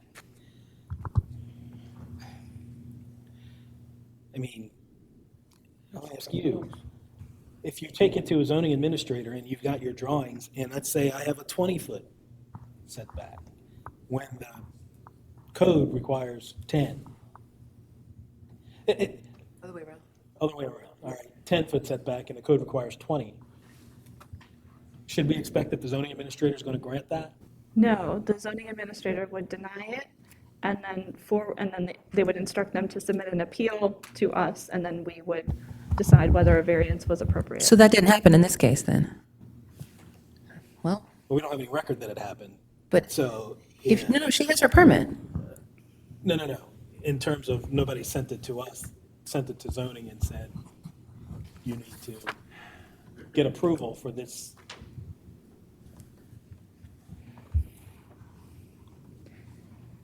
Is your question, does it reside with the city or does it reside with Ms. No?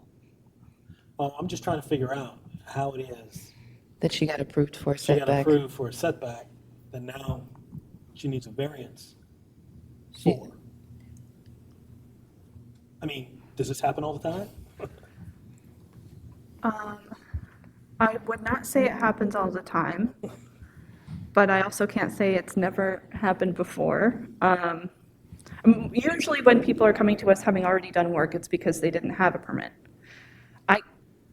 I don't know, I always call in Mr. French in times like these where I'm not sure, but he might not have anything to add. I'm actually trying to go into our permit system to see what happened here, but I really, because they issue, thousands of permits that have nothing to do with us, I really don't know what happened in this case. Yeah. Wait, no, I guess I'll say. For future reference, as a developer, excuse me? She said sure. Future reference as a developer, you should probably understand that the zoning code doesn't mention suspected racial discrimination as something for us to consider. Okay, so And the other thing is, did you try to meet with the neighborhood association about? for this project, Yeah. I have not, sir. I already knew that there was opposition with the neighborhood association, so, and I knew, because I had already worked with them on different projects. Why didn't you try to meet with them, just like you're meeting with us, and try to explain what the situation is? I mean, I could meet with them. No, you should have. I should have, I I mean, apologize. you're a contractor, you should know these things. You're right. And I I don't think did- it helps your case a lot that you haven't attempted to meet with the neighborhood association, just my opinion. I did meet with all my immediate neighbors that surround my property. Do you know the name of the neighborhood association for this neighborhood? It's the Upper Falls Point Association. Okay, Yeah. I've attended their meetings previously. okay. Do you have a record of whatever the surrounding neighbors had to say? Yes, I actually had them submit directly to the BMZA. I don't know if that was received, but I got confirmation email that the neighbors at 1828 and 1824 Bank Street have sent emails saying that they support the building. They're on the record. Yeah, they're in the packet. They sent They are, Yeah, and most, okay. all of our neighbors. Okay, great, yeah, because I told them to submit that directly. Okay. Our neighbors are fine. I interrupted you a couple of times. Oh, I'm sorry, yes. What else do you want to tell us about your project that you haven't stated already? I apologize for the confusion about the zoning and the engineering process, but, you know, I guess if there had been an issue, I would have expected it to have been corrected earlier on in the project as opposed to having the city already come out and inspect the property. But that's it. Thank you so much for your time. Okay, you'll have the last word. You'll get to speak again. Okay, You have I'll the just stand here. opposition here. Give us 1 second. I don't think, given her interaction with these folks, I don't know that a postponement would help at this point. So,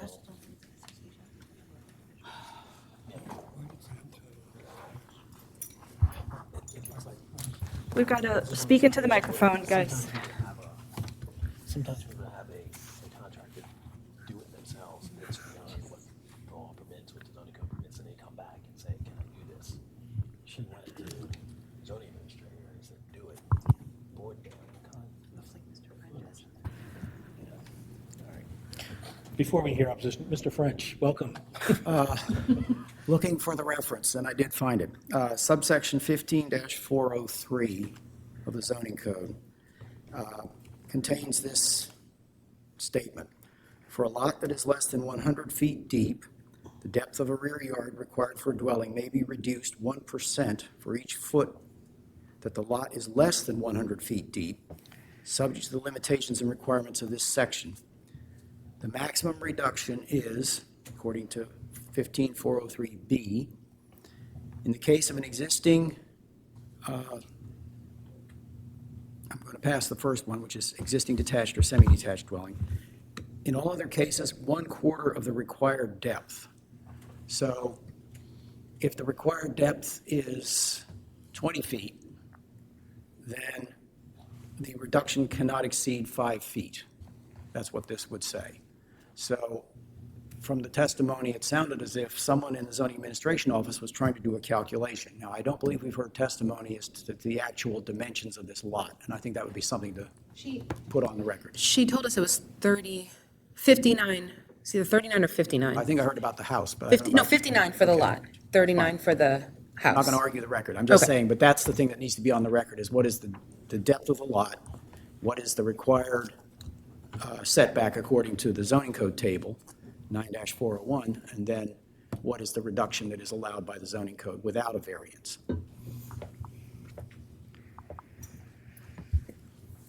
Cool. So we need the numbers. Yeah, Ms. Snow, can you tell us the depth of your lot? The depth of the lot is, you're right, Ms. Turner, is 59. 59 feet? Yes, ma'am. Is that math I can do, Martin? I mean, I have a degree in mathematics, but don't hold me to it, because I became a lawyer. Well, at 1% for each foot that the lot is less than 100 feet deep, So that's 51%. that's a, No, 31%, right? that would, it's.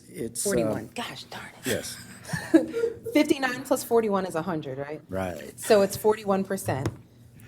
But it's capped at 1/4 of the required depth. So the required depth is 20 feet. Right, So 1/4 of that is 5 feet. right. So that's So the it's capped at- maximum reduction that's allowed by the code without a variance. So she could have a 15-foot setback Without even coming here. without having to come for a variance. But it feels like someone did their math incorrectly, maybe, we're supposing, which is how she got a 10-foot instead of 5-foot. 12. 12, you're right, for the first floor. Well, I think what happened is that they didn't do the cap. Because if you look at 20 feet is the required setback times 41% is 8 feet. So that's how they got to the 12. But really, there's a cap at 15 feet. So I think that they didn't keep reading in this exception here down to the part where there's the cap. So that is, I guess, a zoning administrator's office mistake.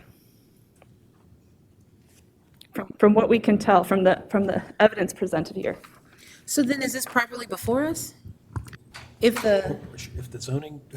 code has already made it, she's already gotten a permit and done it, and now she's asking for a variance, it's kind of already been granted. I understand that it's a mistake, but like and this is a question for, do we even have a say in this at this point? Yes, because just because the zoning administrator says you can do something, if they made a mistake, they don't have the actual power to give her 8 feet. They had the power to give her 5 under this. So she still needs a variance. For 3 feet? Yeah. So it's really then 3 and whatever the other number is for the top two floors. 5. Please don't hold me to my mathematics degree. I have the civil engineering one too, and that's useless as well. So the new. This record's going to read so well. Go ahead. So No. the 2 new variances that she's actually asking for. So the new number to compare things to is 15 instead of 20. So I guess it would be a 3-foot variance or a 5-foot variance, depending on which part of the structure you're looking at. Okay.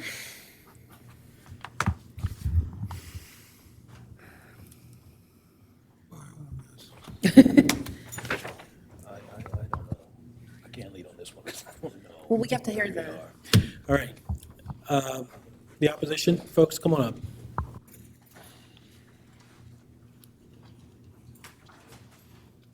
It's almost like she doesn't even know what she needs.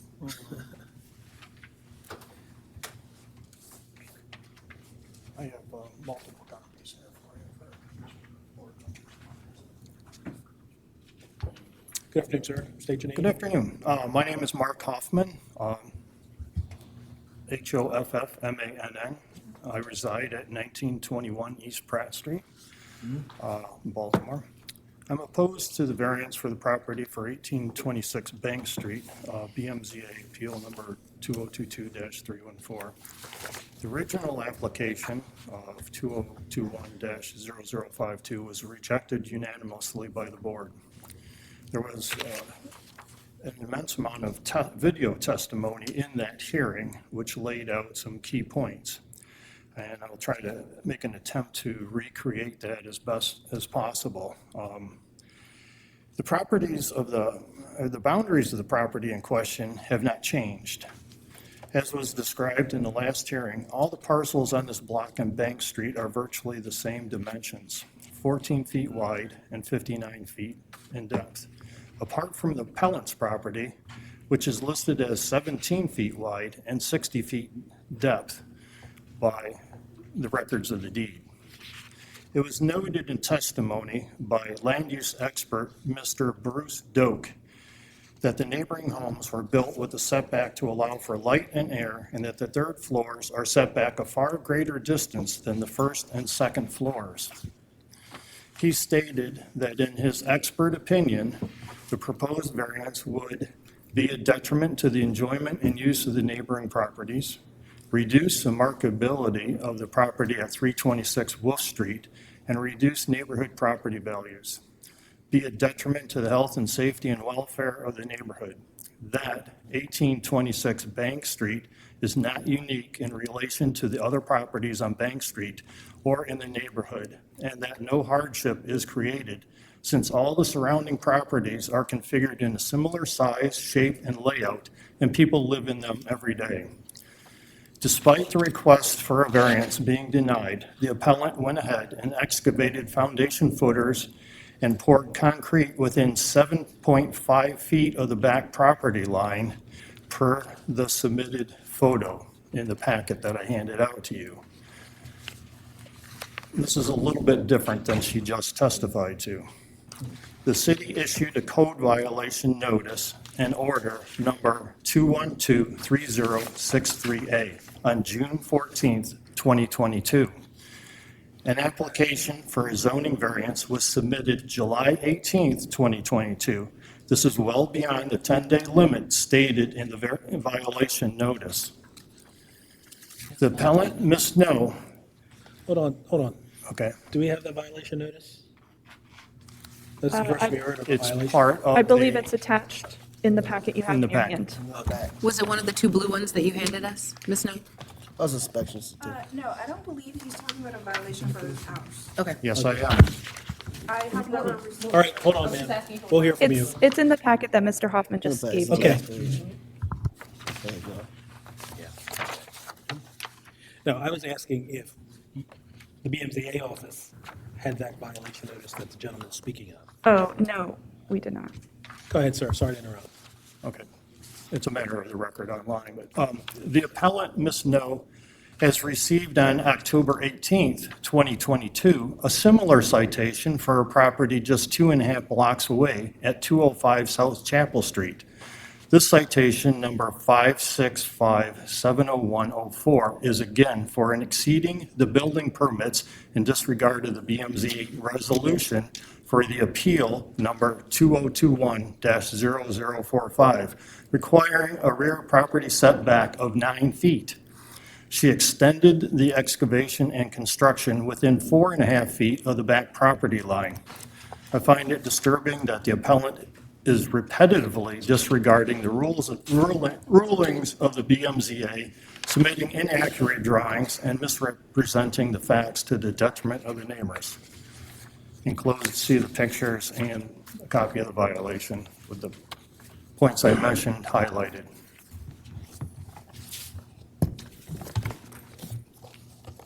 Is that it, sir? That's it. All right. Thank you. Is there any questions, or is that? No, none from me. Questions? Thank you. Good morning. My name is Juliet Richter, JulietRichter, and I own the property at 1832 Bank Street, which is a corner property, and the property at 326 Wolf Street is right behind my house. My house does have, is 59 feet in length, that's correct, and the setback is 12 feet. Now, the reason I'm mentioning the 12 feet, which is appropriate for the property at 1832 and at 1830 Bank Street, is because we look at the brick wall from the building at 326 Wolf Street. So there really is no major issue. It's a 12-foot setback. On the other hand, the property at 326 Wolf Street indents where Ms. Noe, is building her house. And they have windows on the first, second, and third floor. If Ms. Noe were allowed, to receive this variance, it would mean that the property at 326 Wolf Street, who actually recently changed hands, but the new owners aren't living there yet, so therefore we could not really get a comment on their part. So there, it would be an issue of privacy, quality of life, and danger in case of a fire, because the building, that Ms. Noe plans to build with 3 stories, if it had a 10-foot setback on the second and the third floor, those people would be looking right into, the neighbors on Wolf Street's, windows.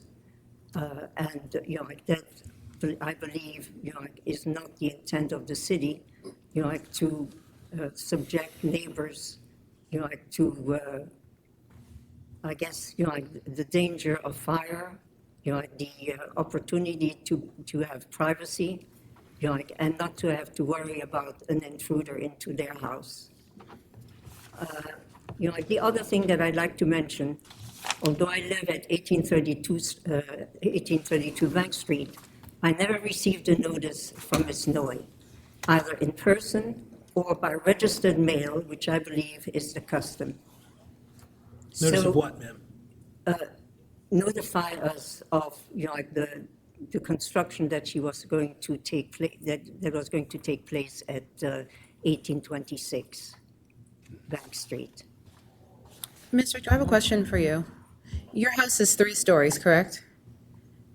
You're asking me? Yes. Yes, my house is 3 stories, and the other thing which is wrong is that although it's 3 stories and there's a 12-foot setbacks, as I said, all 3 stories have the same setback, and the balconies do not overhang the setbacks. The balconies are actually, built on the preceding floors. Sure. So it is a 12-foot setback for the entire building, although I believe the 3rd floor may be set back, towards the house more, which means that it would be over 12 feet. And you have a roof, you have 3 stories, a roof deck, and then 2 balconies on the back with a 12-foot setback?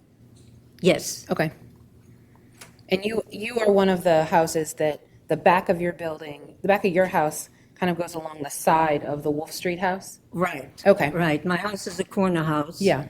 As I said, it extends the depth of my house on Wolf Street and the width of my house on Bank Street. Understood. Okay. That's basically all I had to say. Thank you. Thank you. You're welcome.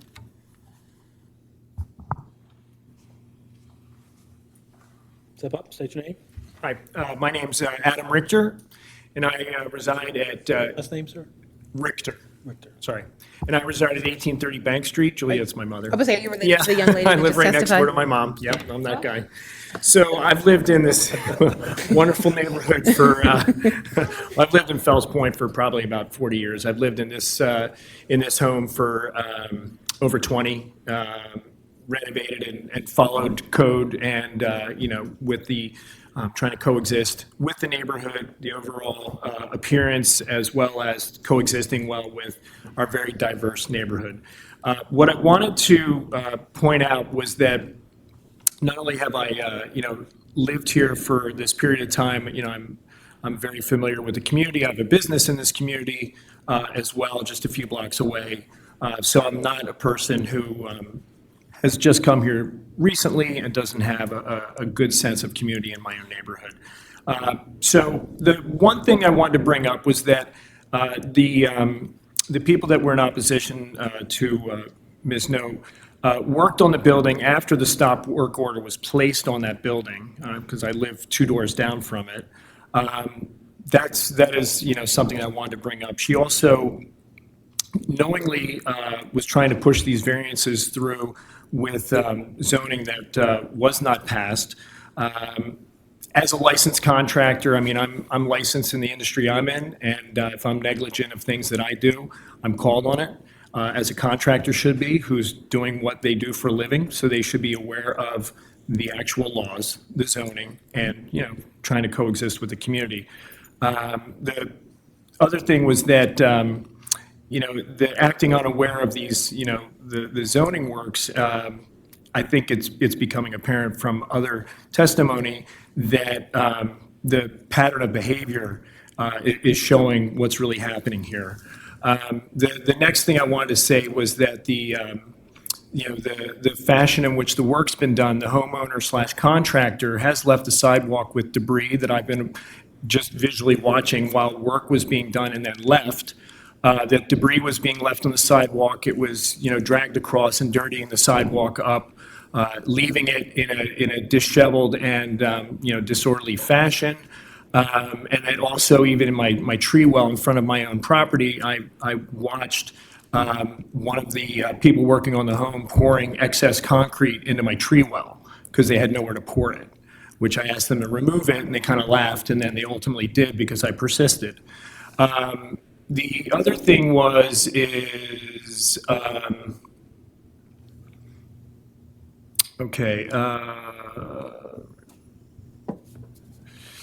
the other thing I want to mention is the last owner of 326 Wolf Street, which is the sideways. So we have a number of homes on Bank Street, and then the Wolf Street home is adjacent behind us.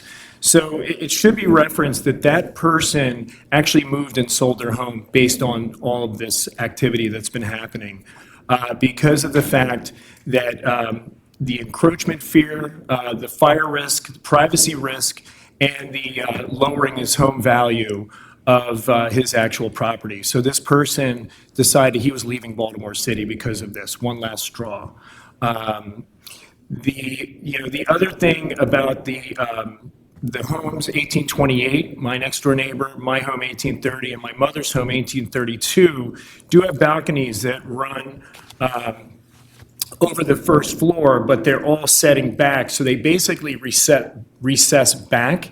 Nothing is cantilevering closer to the edge of the property lines, which we're in opposition of that as well, about cantilevering past. And that, it's going to continue to block the view. It's a fire hazard for the adjacent neighbor on Wolf Street, the privacy, the be able to, enjoy their home, their privacy, and the rights that we should all have in that space. Again, the claims of diversity issues, prejudice issues, this is unfounded, unbased, and is just not true. We have a lot of diversity in our neighborhood, and that is not the case. Also, with the fact saying that this neighborhood is almost like a blight with very few renovated homes needing more renovated homes, there are very few unrenovated homes in this particular block at this point. And that, the neighbors who have been doing the renovation have been following the code, and they haven't been, stop work ordered and brought before the board, on this. And lastly, again, the last thing I also want to address, because there's no malice and there's no trying to impede this work getting done. We, in our neighborhood, love our neighborhood. We wish them to finish their project. We just wish them to finish it in a compliant way that is, to coexist with our neighborhood, and then that way everybody can happily move forward. So that's all I have to say, and thank you so much. Thank you, sir. I'm sorry. I just have one question for you. Yes, so sorry. Similar to your mother's house. Yes. Your house is almost exactly the same as hers, right? Very similar, yes. Yeah, it's got the balconies, it's got the 12-foot setback, and then does yours have a roof deck as well? Yes, Okay. and the second floor deck, so if you look at this, the footprint is like this, the second floor deck is on top, so it's basically the walls recessed back, and then, so the building actually goes back from all of the floors above, so nothing is pushing out further, they're all coming back away from the edge of the... At the 12? Correct, and there's more, yeah, because the second and third floor have larger setbacks, because they actually recess back towards Bank Street. Okay. Yeah. Okay, thank you. Any other questions? No, sir. No. Okay, thank you so much. I appreciate your Thank time. you. Hi, my name is Shirley Skouras, and the last name is spelled S as in Sam, G as in George, Ouros. And I have a copy of the plot. I don't know if you would like that.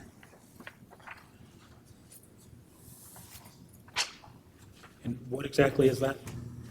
What is it? It's just a copy of the part of the block plot. So I live at 1800 Gulf Street, and I just want to point out to the board that there is no difference in the property now than when the board issued its decision for the previous case of 2021-0052. In other words, if the property was found to not be unique as compared to the other properties in the area, as shown here, I don't consider this to be unique. And uniqueness is obviously required under Maryland law for variance approval. So I feel that Ms. No is getting a second chance at this apple, bite, whatever, that should not benefit from the violation of the board's resolution of the city code from last time. That's the only statement I'm here to make. Okay. Any questions? No. Thank you, ma'am.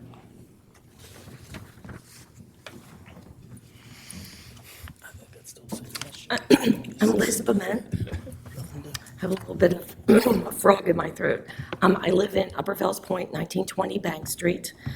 My last name is Bement, B-E-M-E-N-T. I did submit a letter, and I want to be sure you have that on file. We have Along with photos of the property. Yes.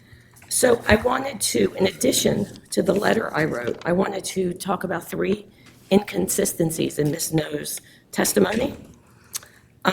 She said that her permit, and she wrote in this letter, and she also, in her letter for hardship that she sent to the board, and also in her testimony today, my permit was approved by the city.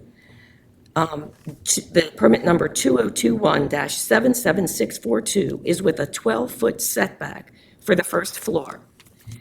So if you pull up that permit approves all floors will be 17 by 44 on a 59-foot lot. So if they're 44 feet on a 59-foot lot, that is a 15-foot setback. That's what the permit says, if you can pull that permit up. It doesn't say a 12-foot setback. She was approved for the 15-foot setback. Secondly, I don't know if you need. Yeah. Okay.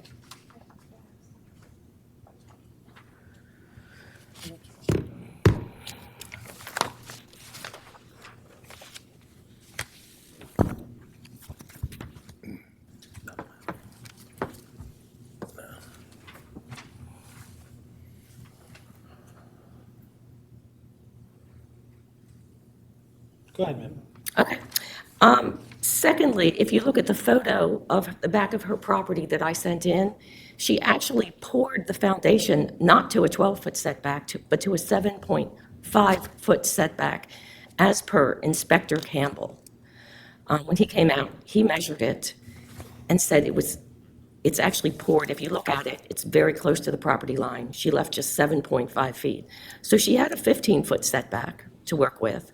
She put in drawings to a 12-foot setback, and then she poured to a 7.5-foot setback. She poured the foundation and the slab.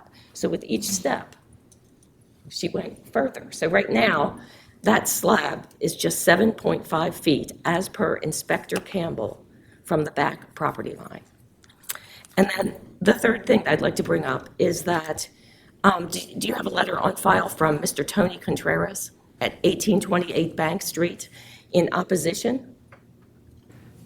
Yes, it should be in Yes, there. it's a- Okay, so that's the same person that she said is her next door neighbor that was totally in support. He actually sent in a letter in opposition of this, that because it's been, he does not want it going back that far. He felt like he was misled. He's not here, so he can't speak for himself.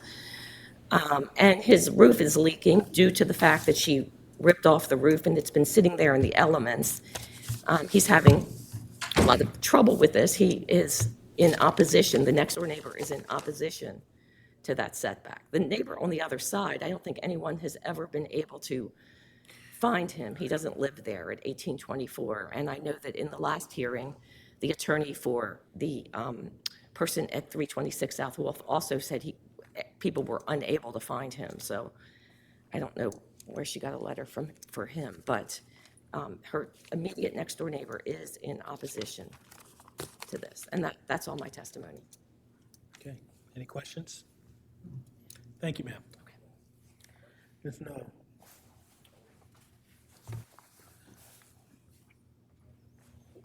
I got a couple questions. I'll get you started. Sure. What did you pour the concrete slab to? 12 feet. To 12 feet? Yes, ma'am. Okay. Do you know where Ms. Bement might be getting 7.5 feet from? I think it's because if you look at the picture that I showed. Which there- one? Here. The stack of pictures or this long thing? Oh, no, the pictures, like the real pictures. Mm-hmm. Can someone share their microphone with her? I will.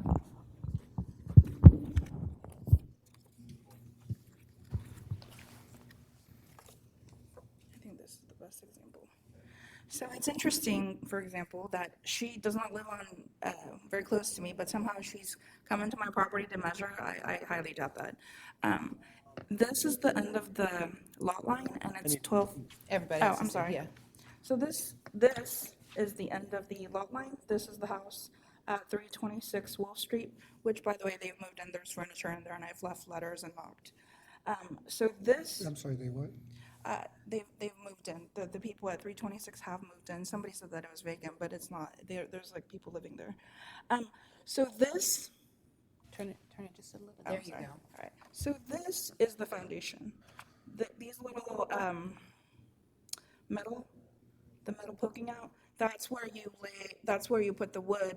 That's what makes the house go up, basically. And so you can see it's here and it's 12 feet from there. It's hard to see. It's really difficult to measure. I should have actually put like some sort of measuring tape maybe for you guys to see, but Inspector Campbell had approved it at 12. So it's 12 feet from here to here. And What's that piece of concrete behind the? this is just like a slab. I want to actually put slab all the way to the back. I just currently poured it up to here, but because I have all this vegetation, I don't want any vegetation. We're just going to pour all the way. But the house, if the house had gone up here, it would have put me at, I believe this is about actually 2 feet. So it would have put me at 10 feet from the rear. So this is about 2 feet of slab. So you're saying that you did. You're saying that you did pour concrete back far, but it's not all foundation. Some of it's like patio. The foundation is only this. Okay. This is the only foundation. The other is just concrete. Yes, concrete has been poured, but that's not where the house goes up. The house goes up where the metal rivets are, and that's from 12 feet from the Property line. the end of the property line. Maybe there's some other pictures that I can show you that you can see. It's very difficult because it's very difficult to show depth in a picture because pictures don't convey depth very well. But you can see along here, this is called the foundation wall. So this is this is the foundation wall. This is where the house goes up, and it's 12 feet from the edge of the property line. Okay. Okay. These pictures are the zoning board. Yeah, I do need these blue ones back though because that's supposed to go on the house. You can have those. Yeah, thank you.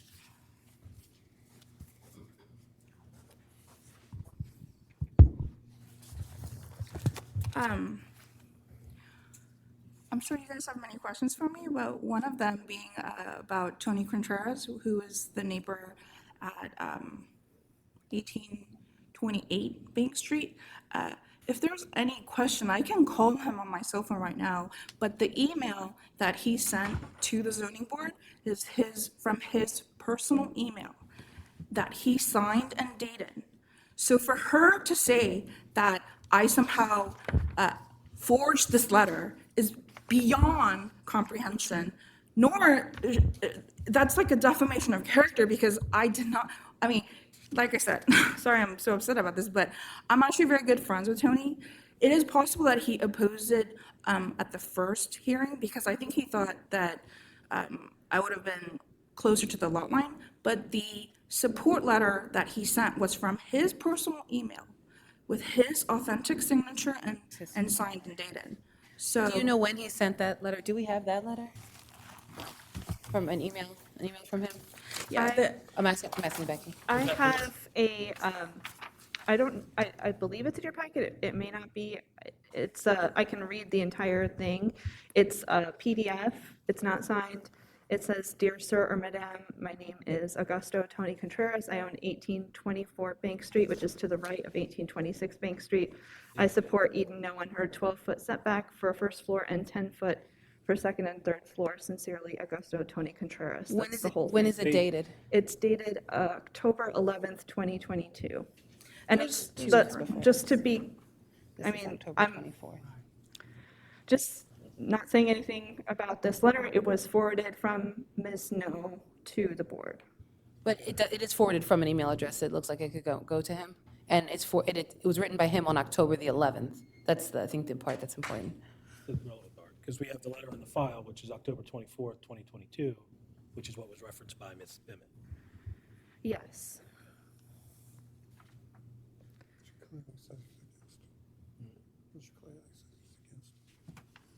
Is it signed also? Yeah, this letter is. Yeah. All right. So the letter that I have actually is from October the 13th. And this is the one that he emailed to me. And here you go. I'll stop making you walk. And as I have said before, it's unfortunate that he's not here, but I have spoken to him several times in person as well as via email. And this one says And his full name, and this one doesn't. No, I'm no detective, but. Okay. you could actually just email him personally if we're that's not something gonna that's in question. We got to look at what's in front of us, Sure. the variations of what's in front of us. Sure. Also, the neighbor to the right of me is Mr. Dennis Burns, and he's a teacher, so he's also very, he's not difficult to contact, but sometimes he's in and out of town, but the email that he sent is actually, he. We have his letter. Okay, great. We have his letter in support, and there's no one, I think, contradicting that today. Okay, great. Yeah. And we have one from someone named Brian Seal. Yes. Yeah.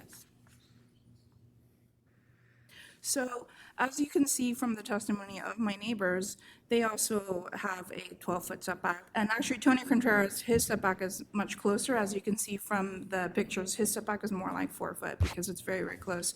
And he has like a rooftop deck as well. All of them have a rooftop deck. I'm not requesting a rooftop deck. So, there's no deck, there's no balcony, just pure house. Okay. Anything else? Any other questions? I wouldn't either. Any questions? No. I think I've exhausted my questions for now. Okay. Yeah. Thank you. Thank you.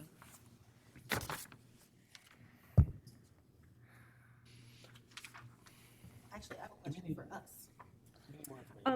Can you speak into the microphone? I can do that. Thank you. Other than the opposition as it's presented, if this were just a house in Federal Hill that wanted to do the same addition, would it be on the consent docket for a 3-foot and a 5-foot variance? I mean, the opposition is generally what puts cases on I the regular understand. docket. I understand that. So, but I'm saying this isn't something where, like, sometimes when we have a variance and it's like 50% of what the setback is, that sometimes takes it off of consent and puts it into regular. This is not the case in this house, right? Right. So the main factor for moving it from something that's routinely done to older houses when making more space in them is that there is opposition to her 3-foot and 5-foot variances requested, correct? Yes, I think it still has to satisfy the variance standards. Oh, I get that. I'm just trying to contextualize it in my head in comparison to things where we don't even get the chance to apply the variance to it. What was your response? What was your last response? I said yes, but that we have to apply the variance standards to this application. So, there's different people who have different feelings about the consent docket and whether we should be applying these standards to every single case that comes before the board equally, whether there's opposition there or not. Okay. Do you want? What comes up for me is, again, the uniqueness issue is is what the issue was in the prior hearing. I think she's provided additional evidence about the property being unique, about a spiral staircase and not being able to get a queen-size mattress up the stairs to a bedroom. I don't think that's something that she testified to a year ago. Not that that her testimony a year ago would be different, would be in consideration right now, but I think what Ms. No put before us today is a narrow house in in Upper Fells Point, where she would like to basically modernize it, well, widen the staircase and make it so that it's livable, and she's not, I mean, I think that it's unique because of those conditions, is that you cannot, she even said that right now it's not the bottom floor is not wide enough to put a living room, a kitchen, and a bathroom on, and that's why these houses only had one bathroom, so I think that all of those things make it unique, but.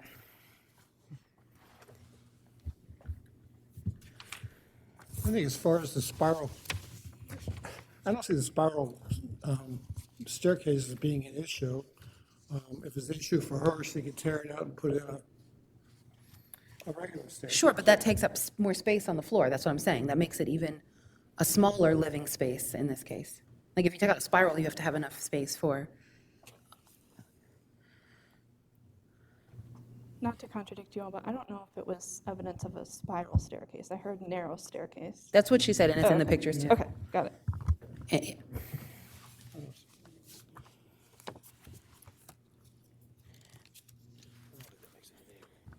I would just say that uniqueness has to, uniqueness as compared to other properties in the same area, in the same zoning district. How did, It's special about the home. I think that, and I know that, It's about 3 feet. I know that this isn't necessarily, I don't know, you guys can tell me if this is a consideration or not, but how did the other houses get a third floor and to get a 12-foot setback, but hers doesn't? What makes them, I mean, what makes her house, is that what makes it, I don't know. I don't know. Like, I think yeah. she's got to bring that in front of us. I don't, guess. we don't have the history on what gave rise to that. Also, I think is her house wider than the other house? 3 feet wider than some, 2 feet wider than some, 4 feet So wider. so They're all different widths along this block. Yeah, they're varying 12, sizes. 13, 14, 15, 17. 28, there's one that's 28. And So, I think historically, at least it's been my experience, that the fact that you want a bigger house or a wider house doesn't necessarily make it unique, because you can do things with the smaller space, just on a smaller scale. then what, I agree with you, Mr. Chairman. I certainly don't see any uniqueness here. Just like we found there was no uniqueness. But you know what I haven't done, and I see that the history, we obviously have the history of I wish I'd had it sooner to look at, the prior hearing, and what that testimony was or wasn't with regard to uniqueness of the home. To me, that's the issue, whether or not that particular standard is met. I hear your view of what uniqueness is in the testimony that meets it. yeah. I disagree with that being sufficient evidence of uniqueness for the house, particularly since all the homes sort of vary in sizes, and I mean you do with it what you can. What I haven't looked at is the prior testimony, which gave rise to the prior board's ruling. Are we tabling this one? Well, I know it's not. Our discussion? That's part of the history. The issue that the board ruled upon was that there was a failure of finding of uniqueness. On its face, I don't know how it could be unique, not unique then, but unique now. Well, it might have been unique now, it's just that maybe she didn't provide the evidence of it, and I guess my thoughts are that she did provide more evidence today, but. I didn't see enough evidence to make it unique, though. Sabrina, I think I hear your point that had there not been any opposition today, that this could have just been something that went on consent docket, and we may not have considered it. But I think that raises the question of us maybe looking into our consent docket doctrines, because maybe every home might not meet all the standards. Because in this case, I don't think we've seen enough to show that this isn't just a average home on this block. and that she just wants it to be a little larger. That's not what the variance standards, say that the variance standards do not allow us to just simply let her build a bigger home because she wants to.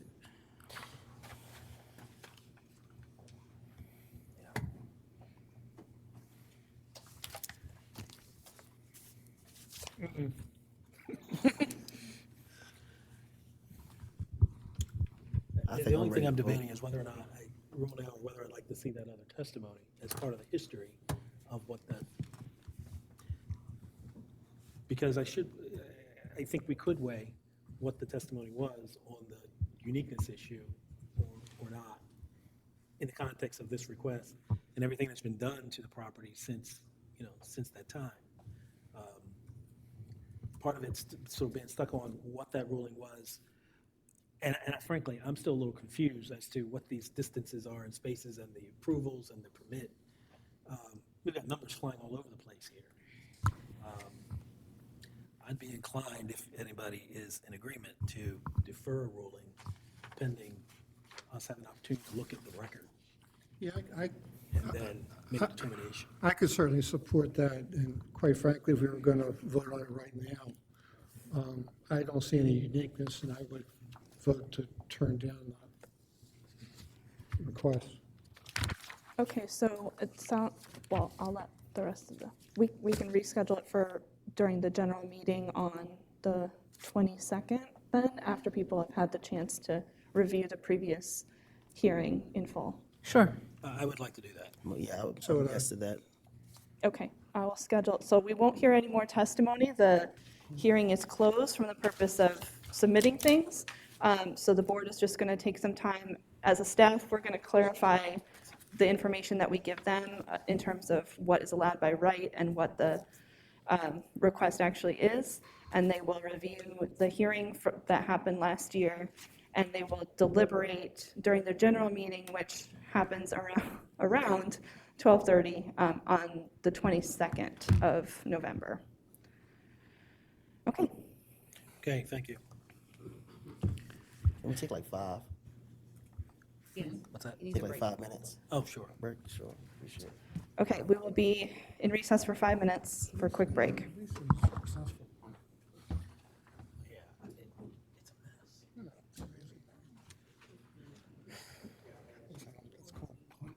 Yeah, absolutely. Seriously though, do you see where my brain is? Like, Yeah, I do. No, I clearly do. It's minute enough, but almost the fact that the opposition raises and points it out. points what out?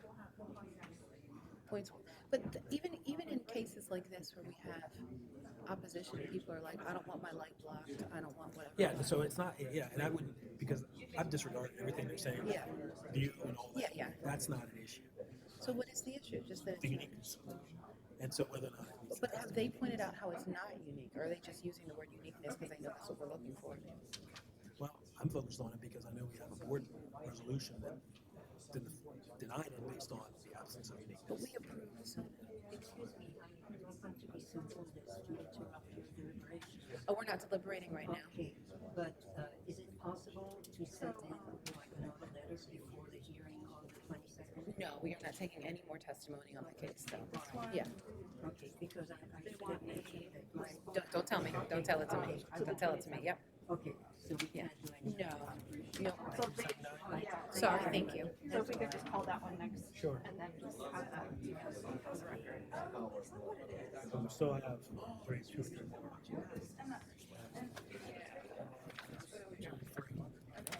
So 3 more.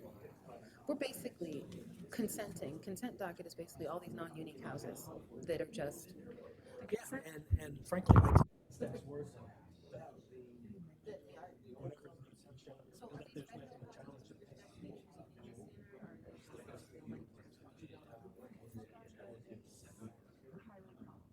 Yeah, no kidding. Literally, I was trying to find one that's like asking for a bigger variance than this, but it was on the consent docket. Donnie's letter,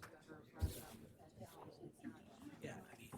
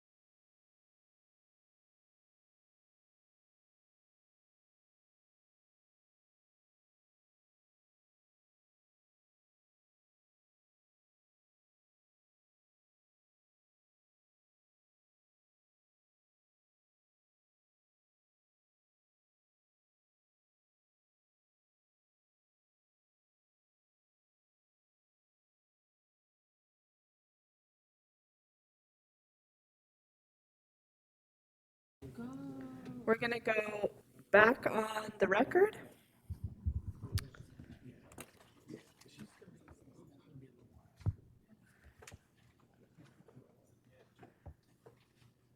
And call the next case. All right, case number 2022-379,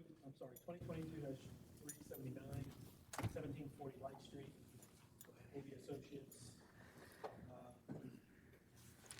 Mr. Mayor, we understand that there's going to be a postponement request for this matter? Yes, we're going to meet with the Community Association next Tuesday. There was a misunderstanding about what the application is really for. We can clear that up and look forward to seeing you in 2 weeks.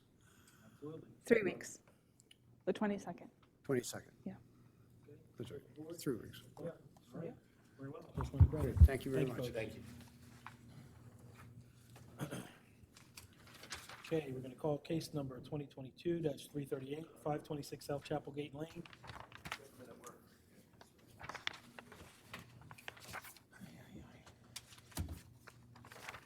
And for anyone who's here, everybody, both the appellant and the opposition, everybody standing? Yes, sir. Okay. Okay, okay.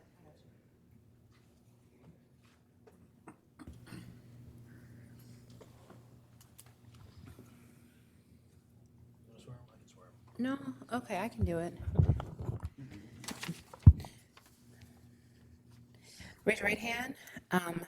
Do you swear or affirm under the penalties of perjury that the testimony you're about to give will be the truth, the whole truth, and nothing but the truth? Make sure you speak clearly into the microphone and spell your name if it's not on the application. Yes, Bryce Hudak, BRYCE HUDAK. Michelle Eddings, MICHELLE EDDINGS. Sean Augustus, SEANAUGUSTUS.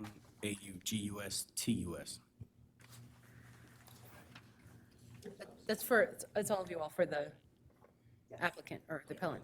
So He's opposition. who's up for the applicant? So this is Bryce 526 Hudak. South Chapel Gate LLC. Yes, sir. Bryce Hudak, managing member. All right. This is a request to use the premises as a residential care facility for up to 30 residents. Yes, sir. Okay. Hear from staff and planning. Okay, so the conditional use being requested here is as a residential care facility. The last time we were here, there was kind of a question that the staff raised about the code sets a limit on the number of residents allowed in a residential care facility in a single-family dwelling. However, I had some conversations with the zoning administrator since then, and he informed me that under the code, he has the authority to increase this number through a reasonable accommodation request under the ADA. In this case, the structure is, he can do it in his own discretion based on the size of the structure. The structure here is so large, as you can see in the information in your packet, that he would likely approve this request. So that's no longer an issue that the board needs to consider. It's really just the residential care facility use that is before the board. Planning Department reviewed this application, noted that this property is a large property, 3 2/3 acres.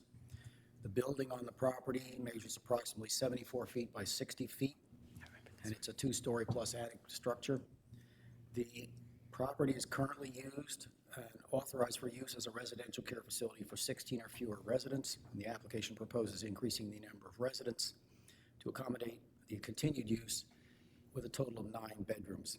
The department has no objection to the application. Thank you. Remember that one? Okay, go ahead, sir. And what you need to go ahead with is what we asked them to bring back. What did we bring back? Just tell us what we asked you to bring back to us. There was opposition, as you recall, I and remember, you the neighbor. encouraged them to kind of, I think I don't want to put words in the mouth, but I believe the testimony was that the opponent said that they hadn't been contacted and that they didn't know what the plans were. So you encouraged them to make contact and have a conversation and then come back. And so we did obtain one letter from our immediate neighbor. And then, Speak up, please. Again, definitely got to speak up. I'm sorry, my voice is very monotone. We did have one letter from one of our neighbors here that we did want to add to their file. And then the opposition we did meet with. that gentleman, Mr. Matthews, who is the other neighbor on the other side across the street, and believe that we do have an understanding that I believe is satisfactory. We'll defer to him for his statement. Okay. Come on up, sir. Good afternoon. Good afternoon, sir. My name is Gregory Matthews, Matthews. We didn't, on our first meeting, we didn't know who or what or where. We went back, we got together, they gave me some information to give to the neighbors. It's a lot of retirees, as myself. 25 years military, 3 grocery stores in Baltimore City, 21st and Barclay, Gilmore, Saratoga, Arendelle, Libby Dykes. Could have moved anywhere. I stayed there. I like that area. It's nice and quiet and comfortable. As long as they can keep the magnitude of people on their property and not drifting off, sitting on the curb, lingering around. We don't have those problems now, and we don't want those problems. Now we have a phone number. We can make a phone call to them. We can talk. We can discuss. We can get things done. If they can't get it done, then Baltimore City Police Department can.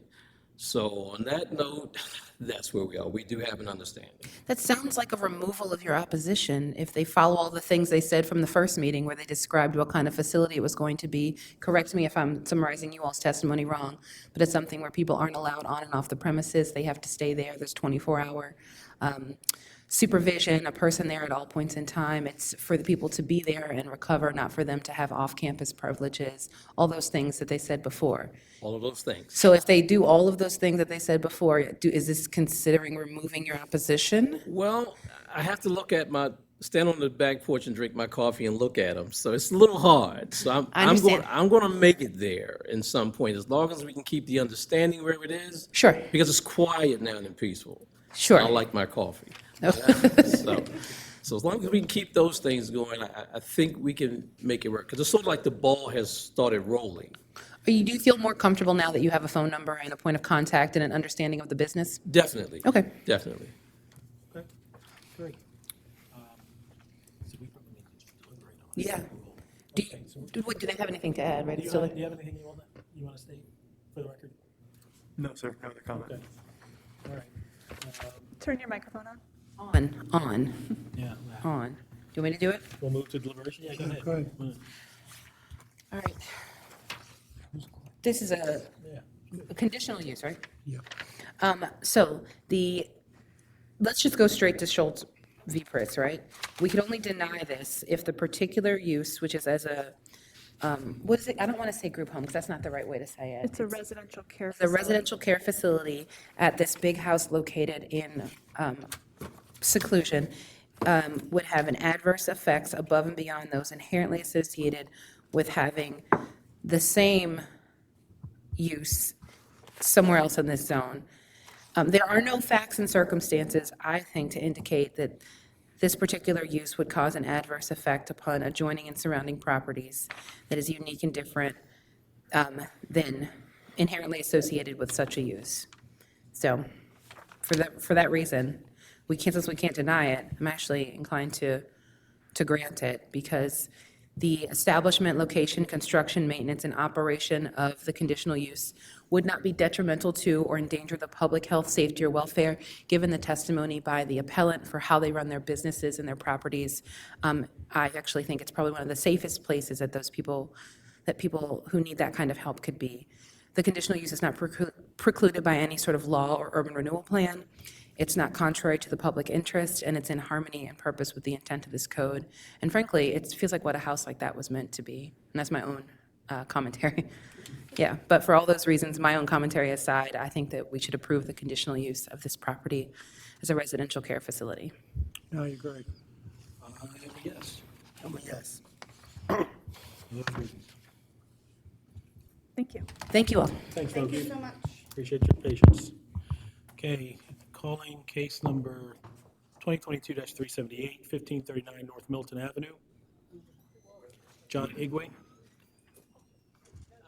John is not here, but I'm the owner. My name is Million, Million, Gebreab. All righty. And sir, this is a request to use the first floor of the premises as a convenience store and the second floor as a hair salon. Is that correct? Yes. All right. Is anyone else here to be testifying?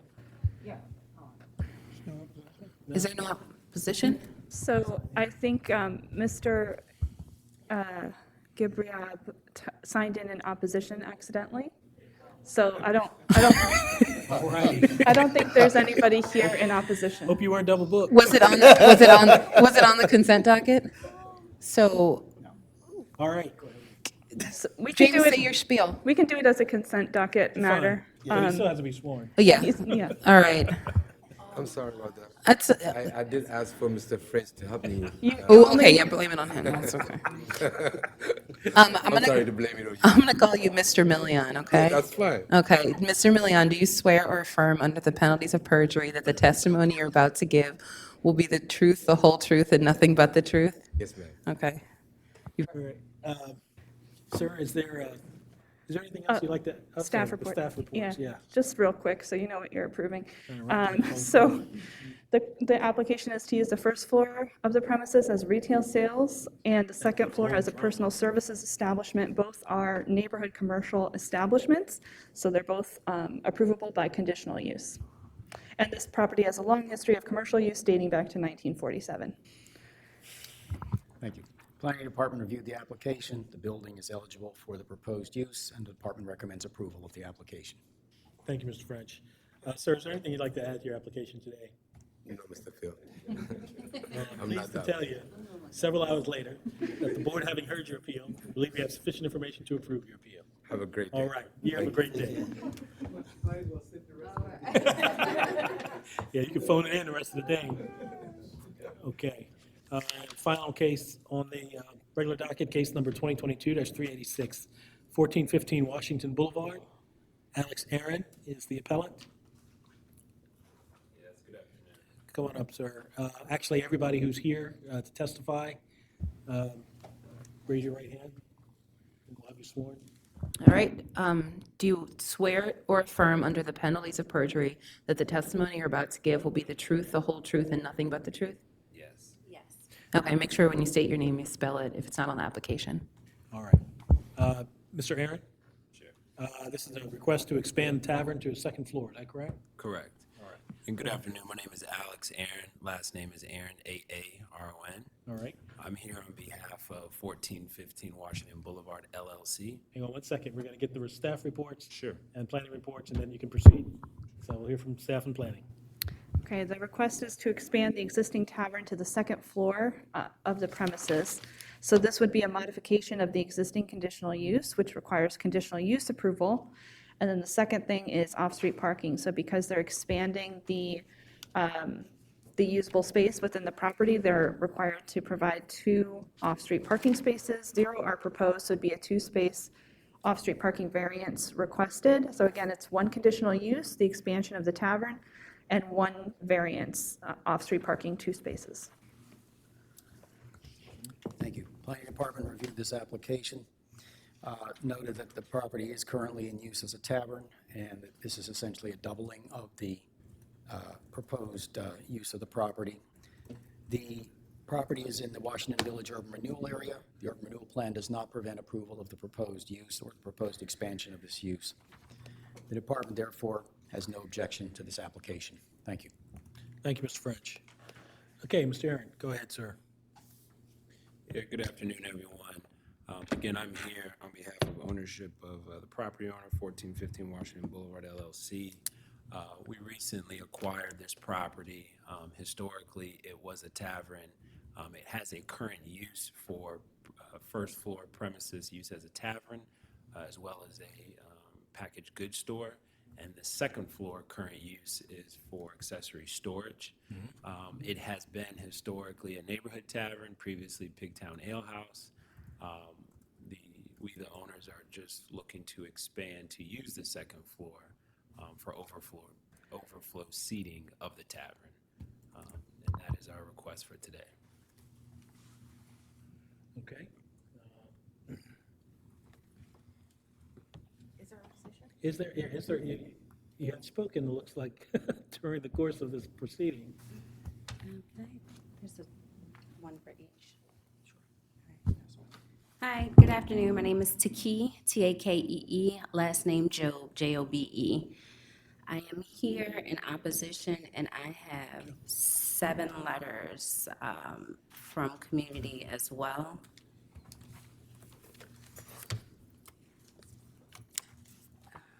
And I'll go through, I'll state mine. So, to whom it may concern, I'd like it noted that as a property owner on this block, I do not support the appeal to expand the tavern to the 2nd floor. On the morning of September 28, 2022, at approximately 5 a.m., my 7-year-old son and I were awakened at the pervasive smell of smoke and sounds of fire sirens and shattered glass. The Baltimore Fire City Department arrived to respond to bolstering flames exuding from the building. When I left for work that morning, at 7:30, the property owner still had not arrived to address the issue. The neighborhood fires can cause significant emotional distress. My son frequently asks if the building will catch fire again, or if we'll be trapped inside, or if we'll need to move. Both he and I have experienced several stages of adjustments, including shock, anger, and anxiety. The building is currently closed, and in my opinion, should remain that way until it's rezoned for a more suitable business that aligns with our small, working-class community. Our Pigtown Community Association continues to provide resources to beautify and uplift our community. Our Washington Boulevard Main Street is lined with flowers and trees. We have newly paved crosswalk, Carroll Park signage, and statues. Expanding the zoning does not align with the vision of our community. While I am in support of businesses, especially those that are Black businesses, this entity does not align with our Pigtown community. Immediate concerns for expanding the tavern to the 2nd floor include loitering, littering, loud noise, and parking shortage. I'd also like to provide a historical context to this zoning appeal. In 2007, there was another Caribbean restaurant, not affiliated with this one, that was located at this very location. The restaurant lasted approximately 2 years before being closed. While open, there were countless nights of police presence due to loud noises, loitering, and bar brawls that spilled over onto the streets of Washington Boulevard. I can recall at least 2 incidents of bar fights that landed on my vehicle. One included an incident that left bloodstains from a stabbing. There are also several records of neighbors calling the police for noise disturbances at 2 a.m. in the morning when the bar closed as patrons continued to linger. Additionally, there are times I came home to find bar patrons loitering on my steps, leaving behind empty beer bottles and trash. As a mother and teacher in Baltimore City, I'm invested in my community and Baltimore City as a whole. As a homeowner and a tax-paying citizen of this great city, it's my hope that my concerns are not only heard, but used to make our community a safer place that starts with the rezoning of this establishment. Please feel free to contact me if you have any additional questions or concerns. The next letter is from... Ms. Jobe, you don't need to read all of the letters. Okay. Reading your own letter is fine, because that's your Okay. words, but we can read everyone else's letters in. Ms. Jobe, other than the letters, did you have any other testimony or evidence you wanted to offer in opposition? I just think it's just historically, like, again, Alex is a great guy. I know that he does a lot of work in Baltimore City as well. I think when people come into communities, it's just important to look at what's there. And this bar is literally in the middle of a residential block. There's a school on each end, and there's a park that's across the street. While there was a previous tavern there, it did align with what was going on in our community. We never had issues with additional parking, and it was just people that were in the community that walked up. The guy didn't have the packaged goods space open, and he was rarely open. He was just one of those guys that was like, hey, I want to own a bar. He owned a bar, fixed it up, looked the way he wanted to, and he was pretty much the only patron in there. Like, it wasn't anything that was hustling and bustling. So my concern is that it goes back to what was there in 2007, and asking for additional parking when we already don't have it is an issue. Like, I have a 7-year-old, and it's times where I have to make 3 and 4 trips back into the house to drop off items because there's already limited parking in our space. And I think that's noted in most of the other documents as well. Was to your knowledge, was the entity today that's requesting the expansion, were they the owners of it in 2007? No, they didn't have any affiliation, so it's just, no. So it's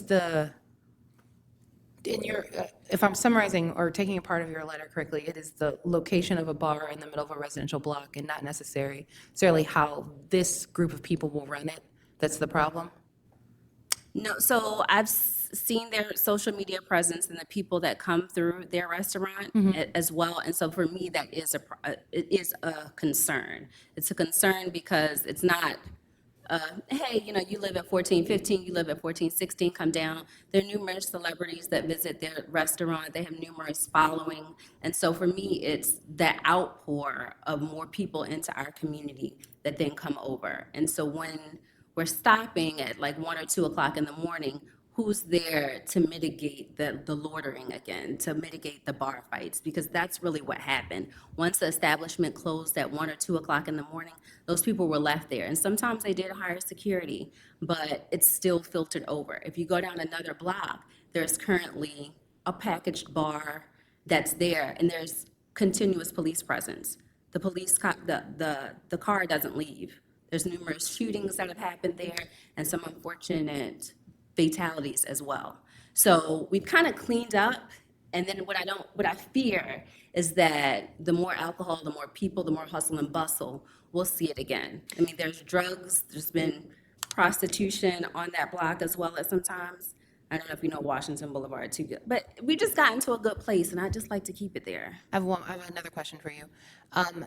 So what they're asking for is to expand this business to the second floor, which means that we have no control over the first floor being an open restaurant and bar. You know that, correct? I do. With the liquor license, I tavern, do. everything. Okay. We can't, because I know part of your letter said, I highlighted it, it says that, it would be better suited to be rezoned for something else. Yeah, and we that's talked not when something were- we can do. No, absolutely. He and I Okay. talked outside. If it were, if it were an ice cream shop, I wouldn't be here. I'd be at school right now. If it were Rita's, I'd be fine with that. Something that fits the community. Ms. Joe, the facilities, the first floor is in operation right now? They're closed right now They're closed right now? due to the Okay. fire. Okay. It's been Yeah, I closed since misunderstood that. the Thank you. fire. Thanks. So the description that you provided of people loitering on your property, is that with the prior owner and the prior use? Yes. Okay. And that was what period of time? So the previous bar, that was the Caribbean bar, around 2007, 2009-ish. Okay. I didn't have any problems with the tavern. Okay. They So closed there's an before I could use opportunity my that a gift new card. owner might operate, well, I'll strike that. Yeah. I understand what your concern is. Okay. All right, that's all I have. Any questions? I think for the board's information of like what is surrounding this, if you look at the code map in your file, it shows that this property alone has been rezoned C1 as probably as part of Transform Comprehensive Rezoning.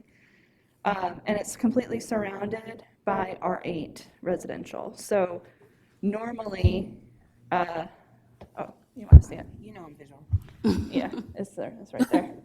That's So ridiculous. normally, I think this specific property being zoned C1 was because of the historic tavern use, and it was almost certainly introduced at the request of the city council person who was in office at the time of this, so that because they're, as part of that comprehensive plan, that would have been a non-conforming use, this tavern use, and it would have gone away after a certain amount of time. So it is definitely a little island, and normally that's not the way zoning is supposed to work. Zoning is supposed to cover areas of the city and not have little islands that only cover one property. That was pretty clearly put there for the benefit of that property owner. But that being said, it is C1, and so the C1 commercial zoning district does apply in this case where we can't redraw the map. That's a legislative function, but. I have context. You get the last word, so. If you're done, Ms. Job, he gets the last word. Okay. Any other questions? Oh, that's for good. me? No questions, okay. Thank you. for your Thank time. you. So thank you, and thank you for your making your statements. And she was kind enough to speak to me outside, so I do appreciate that as a neighbor. Just for clarification, we are representing ownership of the property. What she's talking about is our tenant who will be opening a Caribbean restaurant or proposed Caribbean restaurant who will be occupying the space. What I can tell you and what I shared with her in the hallway is, as owners of the property, we're based in Baltimore. The restaurant is not. But as owners of the property, we are already taking measures past purchasing and making improvements to include security cameras, to include Indoor, personnel. outdoor? Yeah, there's security cameras, interior, exterior, that were not there before. Bringing up the code, exit signs. We actually have security personnel that would be there at the premises. And I say that because as the owners of the property, we also purchased the liquor license. So that is our responsibility, not our tenant. So we are protecting that, and we're overseeing the bar. We have a GM that would be there. So while we're renting the space, if you will, to a tenant who's operating a restaurant, we still have a presence as a property owner and an interest in that property to protect it. I will tell you, the former owner, the more recent one, Pigtown Ale House, was a great guy. He was a neighborhood guy. He was a friend of mine, and he actually conveyed the property to us, and we've purchased other property for him. He has expressed his interest, that he had a great connection with the community. He talked about the proximity to Carroll Park across the street and what this meant. So while there are a lot of businesses closer to MLK and Washington Boulevard, this was a unique property. And it's one of those places where you want it to be a neighborhood spot that she's referring to. And our tenant just so happens to be, out of the city and has a great following. But nonetheless, I don't think that will equate to a reckless or lounge scene. It is intended to be a neighborhood tavern and restaurant, not a bar or a club or something you see, downtown here. So I just wanted to clarify our representation, which is ownership, and there's a separate tenant who would be operating a restaurant. I want to ask you a question. As you mentioned, certainly the internal and interior and exterior cameras are fixed. Will your people, your security, be on site while the tenant is operating its facility? Yes. So because we, the owners, are overseeing the liquor license because it's in our name, we will be there. We have to follow liquor license guidelines, health inspections, and all that. So we have dedicated staff as owners. That is not the responsibility of the tenant. So security personnel, the security cameras, the liquor side, that is not within, and all this is in our lease with the tenant. Okay. There was an incident there that she was referring to that was due to an electrical fixture. That is being taken care of, and renovations will soon pick up. But historically, this was a tavern. All we're looking to do is to extend to the second floor. And I don't think per his plans, he's meant to have the second floor all the time, just in the case of overflow as necessary. The previous owner successfully operated on the first floor. We're just taking advantage of that. They're hoping to take advantage. Will there be a bar on the second floor or just the bar on the first floor? Bar is on the first floor. So the second floor is for seating, for eating and seating? Correct. Okay. There's 2 bathrooms on the first floor, and there's 1 bathroom on the second floor. Did you meet with the community association about this proposal? Thank you. Good question. So yes, as owners, and again, customary to Baltimore, we did reach out to Pigtown Main Street, Kim Lane, met with the executive director there and her team. We actually supported the festival more recently and have a great relationship with them now.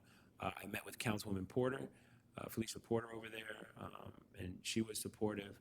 I will tell you, as the owner, we've had more presence and we've encouraged the tenant, and we've invited him to, reach out also to the citizens of Pigtown, which is a local association. So yes, we've reached out, we've posted signs, we've made sure that we've pulled permits. You can check. We have our building permit for the cosmetic rehab that he was performing. So it's very different than like a county owner or someone in New York who just owns a building and kind of leaves it to the tenant. We are Baltimore-based. We're headquartered here. We specialize in restoring vacant and blighted property. So we do have an interest not only in the community but the city as a wide. So we did reach out. And thank you. Did you own it during the fire or before the fire or after the fire? We were under contract during the fire. Gotcha. And I think fire happened right before we closed. We do own the property legally now. We did close on it.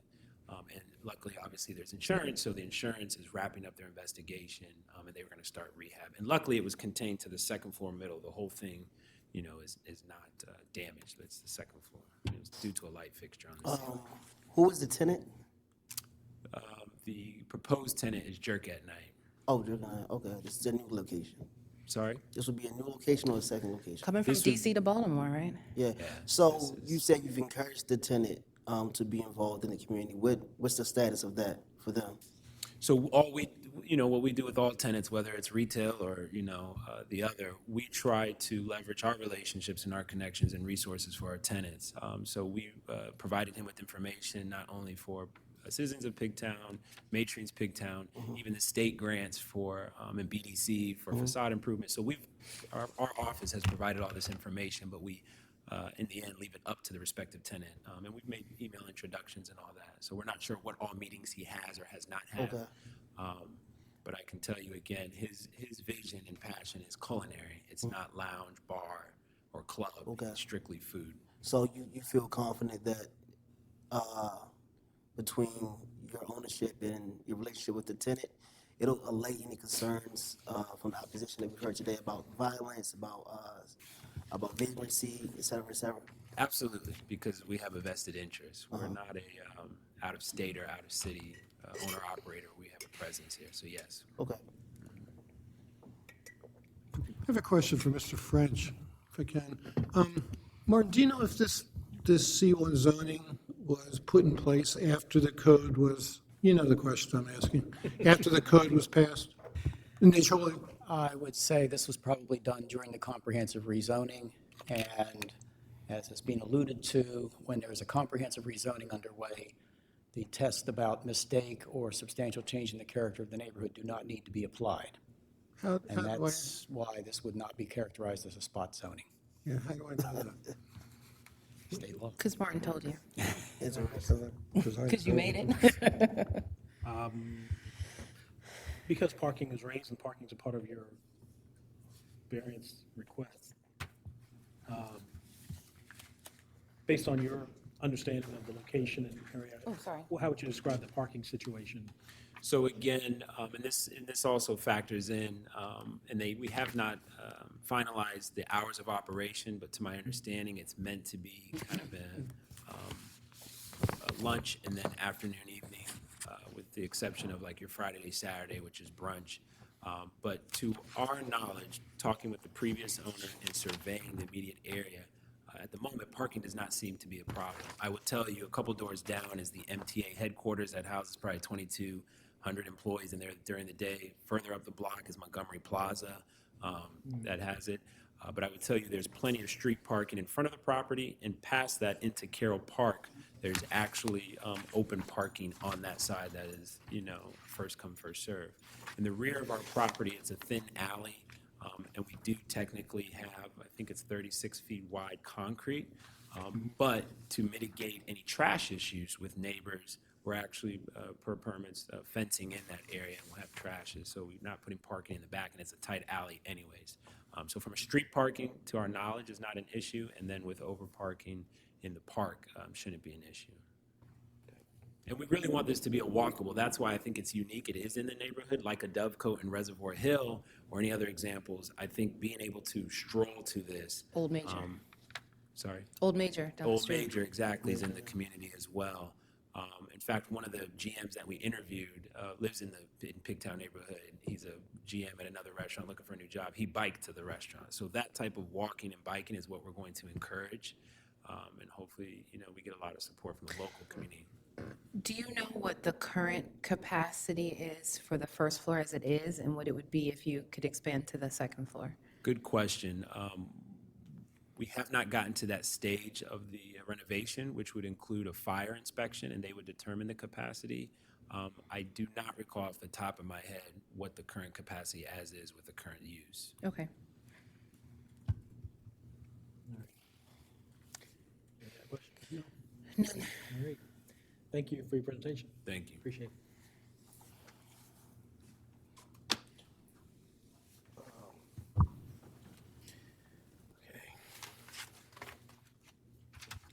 So I got a question for us. Is it a conditional use or is it a variance? Is it one of each? It is one of each. The conditional use is the amendment to the existing conditional use. So anytime there's a modification to a conditional use, it has to come back to us. So the fact that they're expanding is, you follow the conditional use standards to expand. And then the variance goes to the 2 parking spaces because of the increased square footage. So we would do it in that order then. That makes sense. Because if Actually- you don't get to conditional use, then you never get to parking. Yeah. Right. Let me just look up, because now that I think about it, it's in C1. Do they have exemption from parking? All right, strike the parking. So then we can start then talking about conditional use. and Start maybe talking not- about conditional use. I'll make sure of that. Hold on just a second. So let's look at the 4 questions then. Would the establishment, location, construction, maintenance, or operation of the second floor of this be detrimental to or endanger the public health, safety, and welfare? It would not. Okay. You said what? I don't believe it would. No. Would the conditional use be precluded by any other law, including an applicable urban renewal plan? It would not. No. Would the authorization be contrary to the public interest? No. And would the authorization be in harmony with the purpose and intent of this code? Given that it's its own little C1 Well, this district, particular it's zoning, it seems. very in harmony with what it's supposed to do in that limited space. It's legal within the code, so. Yeah, and so Schultz versus Pritz, I don't think we can deny it because it's having it's not even like having a tavern there. There's already a tavern there. It's having the second floor there. Yeah, it's just more people. But it might actually end up being less people because it's a sit-down restaurant more so than a, we don't know how many people it will be. We just know they want to use this space. Yeah. Yeah, it's not a dance floor. No. Yeah, I think the new owner has done some pretty good preemptive things that we would ordinarily impose as conditions typically, but I think that's off to a good start. And this desire to be a walkable neighborhood location, I think, is indicative that they're inclined to do the right I also think it's telling that it's not the lessee that is here. It's not the person with it's not the tenant that's here asking for this. It is the building owner. And like he says, he's a vested interest in keeping his liquor license, no matter who the tenant is. Yeah, Yeah. It's helpful to know that they will have their own personnel on site. Certainly, they have a vested interest, so. So for all of those reasons, I believe the conditional use for the second floor of the premises at 1415 Washington Boulevard should be approved. And you all can ignore the variance. Sorry, I interrupted the voting, but you can ignore the variance. They're exempt from parking requirements. Okay. I agree with the motion to approve. I agree. I'm a yes. I'm a yes. Was that our last case? Unless there are ghosts here to testify about. Okay, we are off the record for today. Thank you so much.